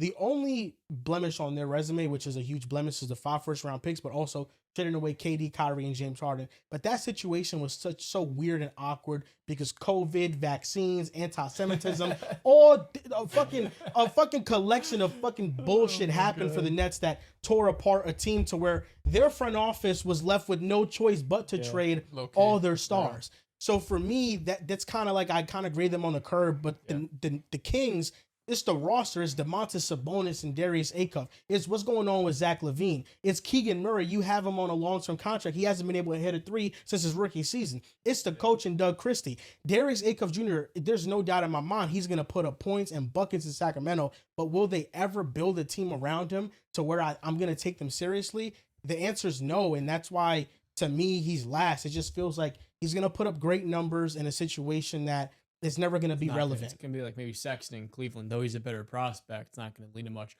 I will say this, Atlanta's such a better situation than Sacramento. I would more so rank these players, and this is how I did this, based off of their fit as well. And I felt like for Atlanta, this Flemings to me didn't. If they got Mikal Brown Jr., I would have said that's the type of player at point guard that I really feel like fills a need and solves that giant gaping hole that they have long-term at point guard. But I do kind of hear what you're saying with Mikal Brown. I would argue of these 4 guards, he's the best one, though he went second. And of course, I feel like the situation that he went to, it's going to me, I would argue that he's a better prospect than Keenan Wagler. I'd also argue his floor in the NBA is a little bit higher. And I would really, it's tough to say that his situation's better because the Nets are a worse team, but I'd really argue that having a coach like Jordi Fernandez and that offensive infrastructure is being built and catered to Mikal Brown, it's going to set him up for success compared to with the Clippers. It's still Kawhi Leonard and Darius Garland, and Keenan has to fit off of those guys rather than kind of being given the keys early on. If I were ranking a 4, based on today, projections is a different story. Based on today, who's the best? Acuff's the best. Is Acuff 1, Mikal 2, 3, I believe is Flemings, and 4 is Wagler. That's how I would rank them, 1 to 4. But I think Mikal has the most potential. But Acuff, I just really hate the situation he went to. If Acuff went to Atlanta, if he went to Brooklyn, I would have been very excited about it. I just think that Sacramento is just a grounds. Exactly. It's just a wasteland. The Morris Johnson pick at 9 was definitely shocking. We won't talk about that much. We'll talk about, I think, the most relevant pick here because Yaxo went to Golden State. But then after that, Aday Mara goes to OKC. Many thought that he could go as high as 5. And for the longest, this is where I had Aday Mara going into the draft, going to OKC. But Detroit I thought OKC might have jumped up to go and get him. I didn't know he'd fall, and I didn't know a teammate of his would get selected over him. The fact that OKC went into this draft with a need for big, with also a need for shooting, and they walked away with Bennett Sturts and Aday Mara. My bad. I think that is phenomenal. I think we traded. No, it said shades of Steph Curry and Chris Paul. Holy shit. For Christian Anderson. His playmaking is really filthy. Yeah, he's the best passer. And I feel like OKC has to feel phenomenal about the draft they just had. Aday Mara, if you're going up against Wemby, you need a player that has a lot of size, and Aday Mara is that. Brother's got plenty of it. I was surprised that he fell as far as he did. I also say Christian Anderson falling to 18, 19 is a little bit surprising too, given the offense. I know that in today's NBA, an undersized guard is devalued, but when you get that combination of shooting and playmaking, there are a lot of playoff teams that should be jumping on top of this. Did they have to first? They did, yeah, but I think they traded it. Yeah. If I'm in Minnesota or Toronto, like this is the type of guard who could really become like the future starter for me. Damn, if I get that out to the lottery, I should be jumping on. Labo really going to Minnesota. I'm gonna have to root for them niggas, bro. I can't stand. Who went to Minnesota? Phylon? I'm saying Phylon's probably gonna go to Minnesota. Well, he's falling right now. He's falling, yeah. Yeah. Mara, Chet, same build. Wild. Mara doesn't got more weight to him? I don't think he does. Not Maybe really. a little bit. Maybe I don't know. Yeah, Chet maybe a little bit. so skinny. I feel like Mara's got a little bit more. Mara's more of a he weighs 5. More, I want to say. Yeah, Mara's more of a 5. He moves more like a 5 than Chet does. Interesting though, 2 big lengthy guys. I guess because Hartenstein, they're probably not going to bring him back for $28 million. Yeah. He's a team option. I know Lou Dortz is not coming back for sure. Just trade Wiggins. Yeah, I'm excited to see what they do. Listen, Mara, Chet down low, 7-3 apiece. I'm extremely ecstatic about that. Aday Mara was the best possible situation for OKC. It was German. Just because they needed that size, needed that length, and Mara has a lot of unique skills for being that tall and being a 7-footer. Mara. I love Mara. I felt I would have taken him as high as number 5. So the fact that he fell to OKC, I think, is amazing. It now gives them also an insurance policy for if Hartenstein leaves. Because now your center depth, you don't have the veteran presence there, but you have Aday Mara, you have Thomas Sorber, who you took last year in the first round. OKC, I know that many of us have talked about them maybe too prematurely in dynasty talks. The NBA draft is where these dynasties are made. The NBA draft is where we see if they are prolonged or not. And the OKC Thunder, they've had some bad lucks with their first round picks. Josh Giddey wasn't a hit, but they traded him for Caruso. Then you look at a recent first round pick that they made in Nikola Topic for reasons outside of basketball. It didn't go their way. Exactly. Torn ACL, then he had cancer, prayers out to him. You know, all these things happened. But this is why we viewed OKC as a potential dynasty, because of the amount of draft capital they had. But now they have to hit on that draft capital. And last year's first round pick had an ACL injury and didn't play for the entire season. So now it's like, okay, these first round picks that you drafted, we now have to see them contribute, especially in the front court, if we see Hartenstein leave. Now Aday Mara becomes that much more important. So does Thomas Sorber. Oh, Pistons got Ibuka. Oh, really? Ibuka Corrier? Yeah, Grizzlies traded 21st pick. Kinda. Yeah. That's good. But he's a good guard. He can get to the rim at will. It is much easier said than done if you're in Oklahoma City's shoes to just actually get the most out of those draft picks. One, for the financial burdens that you have as a team that's over the first apron and you're trying to avoid the second for extended period. Being a championship team that has 12 players, sometimes up to 13 or 14 rotation players, and all of these young players who are missing 1 or 2 seasons to start their careers. When you miss an entirety of your first year and you're on a 60-win team, a defending champion squad, earning your way into that lineup in and of itself, not even the starting lineup, but the top 9-man rotation is extremely difficult. So it makes Oklahoma City one of the most difficult places to develop if you're a young guard like Nikola Topic, because your opportunities are few and far between. And when you get on the floor in those real impactful, meaningful minutes, what do you have to do? It's fit off of a Shea. It's fit next to a J Will, or J Dub. So it's much easier said than done when you're Oklahoma City trying to develop these young guys. It's nice they didn't have to move up to 5 or move up at all to get him. You know, OKC, obviously with all the draft capital they have and, the depth they've been building, I don't want to say Mara is a swing pick, but when you lose the series against the Spurs in the fashion you did, and right away you go and you take Mara, of course the two are going to be connected, where you need some size. You need someone that can, either guard Wemby or roam off of him when you have Chet guarding him, whatever the case might be. It's nice to be able to sit there at 12 after you go to the fucking WCF and basically have the best possible outcome in terms of what's our counter to Wemby. You know what I mean? I don't know, unless you're getting Giannis, if there's going to be somebody out there that you could feel somewhat confident going into next season that could be a real contributor, have some upside. So for OKC, this is why you're able to stack all of this draft capital. Is Mike capital. Miller Phylon's agent? Gotta be. I've seen Mike Miller a few different places. He's been all over. As an agent? He's locked. From these picks that have been outside of the lottery, well, we didn't even talk about this one, but Hannes Steinbach to the Hornets, I loved it. Solid. Yep. I think that he has so much potential as an offensive big. That's good size, too. He flashed in college. He's similar to a player that I scouted a decade ago in Lauri Markkanen. When I was in the back of my calculus class, not paying attention, looking at Lauri Markkanen highlights. A decade ago. Just saying, like, Lauri Markkanen, I think, is going to be really freaking good in the league. That's the same feeling that Hannes Steinbach gave me when I just watched his highlights. I'm like, man, this dude is 6'10". He looks like gigantic on the floor. He's very athletic. He dunks the hell out of the ball. It's like, why isn't this guy being talked about and going higher in the draft? And for the Hornets, who like to be a team to get out and run, I feel like Steinbach really fits what they want to do. And he fits the void at the 4 they have. Miles Bridges has been playing there as like an undersized power forward. And now that Hannes Steinbach can be there, he might not be the starter, but I just think his presence can be really good for a Charlotte team that is just adding to their offensive arsenal. Yeah, I'm with you. I think Miles Bridges definitely still starts there. He brings that up and down pace that they want to run, especially with Charlotte.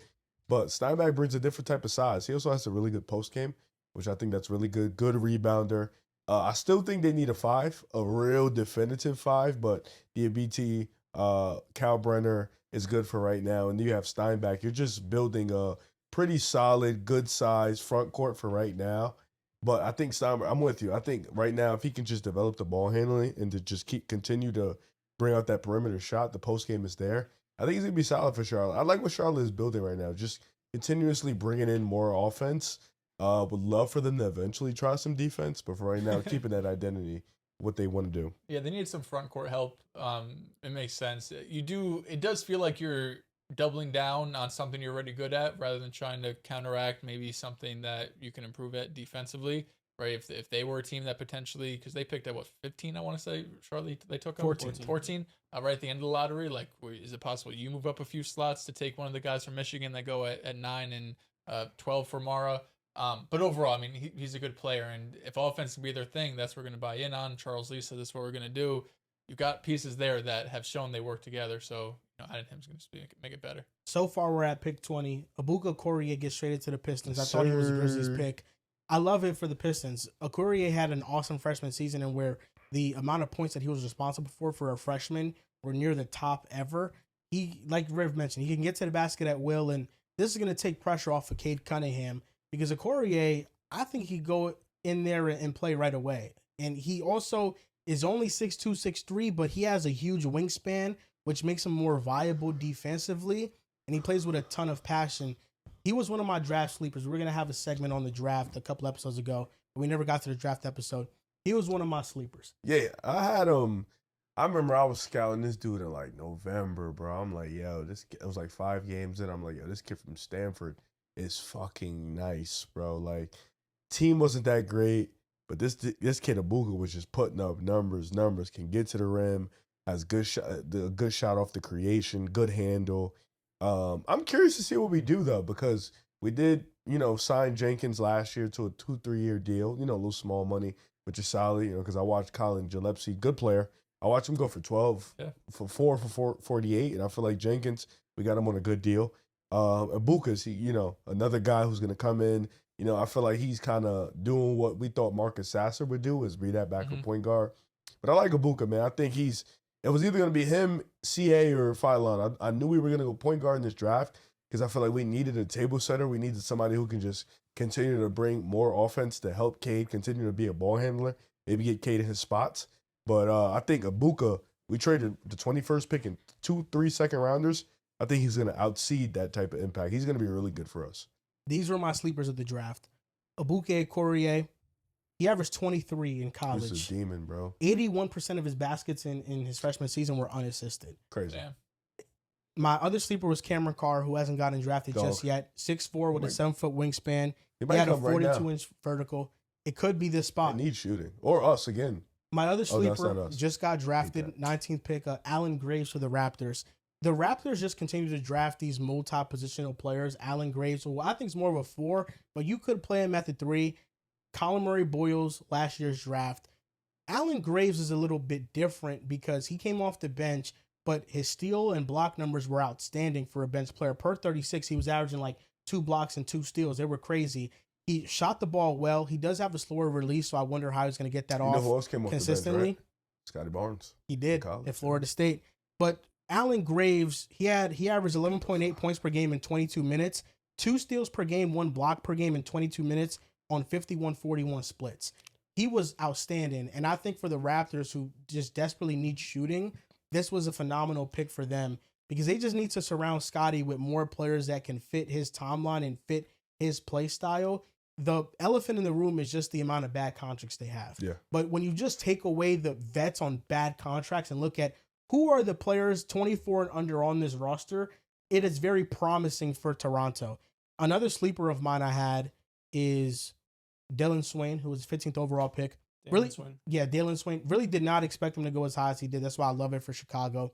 And then the last two, Taurus Reed Jr., who I think will be... Oh, he's old. He will be either the Knicks' first-round pick or the Lakers' first-round pick. I think you guys go Zuby Ejiofor. That's my other sleeper from St. John's. So those are my guys. We'll see where they get drafted. I think I'm scared a little bit for Detroit and Toronto. And the reason why I say that is because those are two teams that kind of, well, not Toronto, but I think Detroit sat on their hands last offseason, kind of just focused on the development internal. Made a couple margin moves, like brought in Duncan Robinson as opposed to Malik Beasley, and stuff like that. Brought in Karis LeVert, all that good stuff. 160 games. I think for Toronto, brought in Brandon Ingram, stuff like that. If they don't make moves this offseason, I fear that the East may catch up to them, especially for Detroit. Because you watched Miami make a move to get Giannis. They were a playing team. Giannis is going to propel that. Boston's going to continue to be good. Philly's going to be good. New York's going to be good. Cleveland's going to be good. Atlanta just improved. If I'm not, Charlotte's going to improve. I think that's another team that can't sit on their hands. Indiana's going to get healthy. Orlando just got a new coach. They're probably going to improve. Detroit and Toronto are the one teams that can't sit on their hands. I look at Detroit. I look at Toronto a little bit more just because of the fact that their record against top 10 teams in the league last year was abysmal, and they dominated a lot of bad teams. I don't think there's going to be a ton of bad teams coming up this year, which is why I feel like you mentioned, those bad contracts are going to hurt them. And I know they had a great series against Cleveland, but walking into the playoffs, they really couldn't beat a lot of good teams. And I feel like this year, you have to try to find a way to just offset a Jakob Poeltl contract, maybe a BI contract. Just try to find a way to get better, because I feel like a lot of teams in the East are going to get better this year. The last pick that we're gonna see on this show is the 20th pick for the Spurs. They showed a couple players on the screen. Chris Sinak. Cameron Carr, Chris Sinak. I think Chris Sinak should be the pick because he can play alongside Wemby. He only shot 33% from three. His physical tools are outstanding. If there's a coach that can develop him in a system, I think it would be the Spurs and Mitch Johnson. That's the pick I'm rooting for. But yeah, pretty straightforward first round. I feel like crazy trades. No, the first Jaylen 10 Brown, picks not traded. Outside of Morris Johnson going number 9, the first 10 picks, Chalk, I feel like everybody projected them. We didn't even talk about the Bucks. So the Bucks, in trading Giannis, now their young core is Ryan Rollins, Kasparis Jakushonis, Jaime Jaquez, Khalil Ware, Tyler Hero is still there, and they just drafted Braden Miami. Burries and Nate Ament. And then they're probably going to re-sign Ousmane Dieng. How optimistic should the Bucks be feeling right now about just their future in general? Oh, they took JQ. This is a good swing. This is a good swing for sure. This could be their 4 next to Wemby. No, that's their 5.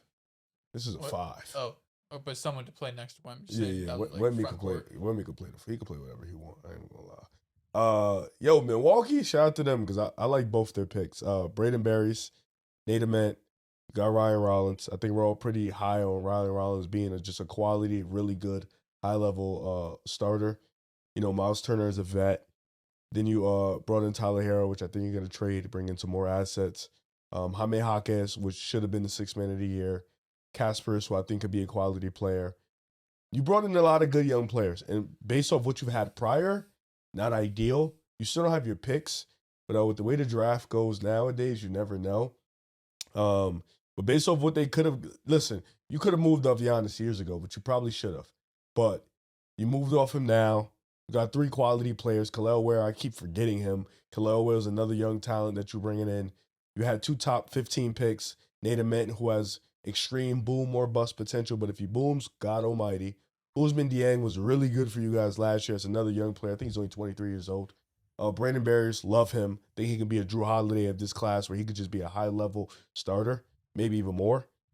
I think Milwaukee's solid. I think, you've done what you can. You've fumbled in the past. You've made some mistakes. But right now, as of today, I like their roster. I like their young talent. It's a fine core. Yeah, solid. I think adding today's first-round picks make you feel a lot better about it. Because yesterday, it was just, we have the Heat score. But now you add a couple, guys that win the top, 12, 13 picks. Wasn't DJ Wilson like a top 30 pick for them? If we just talk, if we just talk about what the Bucks have, like their own core, because you're right, there's a lot of the just importing of the Heat's guys who neither of them are like good enough to make you feel good about the Heat's long-term future. The Bucks, Ryan Rollins is really slept on still. I think he has another leap in his game that he can make. The defense, the shooting. I like Ryan Rollins a lot. So with the 10th pick, drafting Braden Burries, I think that's a perfect compliment to him who can play off ball. Both of them are awesome defensively. I think that's it's not only a backcourt that offensively can coexist, but most of the times you have the question mark about backcourts in which they are small but they can't defend. These two are the opposite of that. I think they can coexist perfectly with each other. The swing pick they took is Nate Ament. Nate Ament is the one that people have question marks on, but I think his floor in the NBA, I don't even want to go as far to say that because floor means that that's the worst possible outcome. And his floor is he could be just a terrible player. But I think that he is more so going to be like a Jabari Smith Jr. than he is going to be a bust. I think Nate Ament is going to be a solid pro. Well, Jabari was a bust. For his relative to pick, I can level with that, but he got $100 million contract. He's supposed to be nice. So I think Jabari Smith, he didn't live up to his expectations, but I feel like most NBA teams would love Jabari Smith. Like Jabari Smith is why not? I thought you said Jabari Parker, bro. Oh, no, Jabari Smith. That's what I was thinking. Like Nate Ament is that to me, just a floor spacing 4. He wasn't as good as Jabari in college, no way. But Nate Ament did average 17 points per game. The 3-point shooting definitely has to be more efficient. He takes it a lot, but it needs to be more efficient. And then the creation for him, like the ball handling, I just don't really think it's there. So I think at the minimum, you're getting a stretch 4, which can complement a lot of teams. So the Bucks are at least heading in a direction, but my concern with them is that with your 2027 pick belonging to Portland via swap, or I think via Pelicans swap, and then 2028 belonging to Portland, and 2029 the same thing, a lot of these Bucks first round picks that they're getting are either going to be swaps or going to be Miami's first. Mm-hmm. They don't own their first until like I think 2030 or 2031. So in that, like what we see from the Bucks now, this is what they're banking on. Because those picks that Miami traded to them, they might not be good picks. So right now, what you see with the Bucks is you have to believe in one of these young players in that core to take them over to the who would you bank on? Ryan Rollins. Ryan Rollins is the guy. Like yes, this is if I had to choose one of these dudes, I'm going BB. Braden Burries. Okay. Yeah. What about you, John? I'll go Ryan, but I don't see him being anything more than a high quality, like 15th best point guard in the NBA. Okay. Like a high end tier 2 or 15 is high. A high end tier 3, low end tier 2 point guard. This is gonna do it for this episode of the Pick a Side Podcast. We're gonna talk about the draft next episode, winners and losers. You can follow us on Twitter at Pick a Side Pod, on Instagram and TikTok at Pick a Side Podcast. Thank you for watching, and we'll see you guys next time.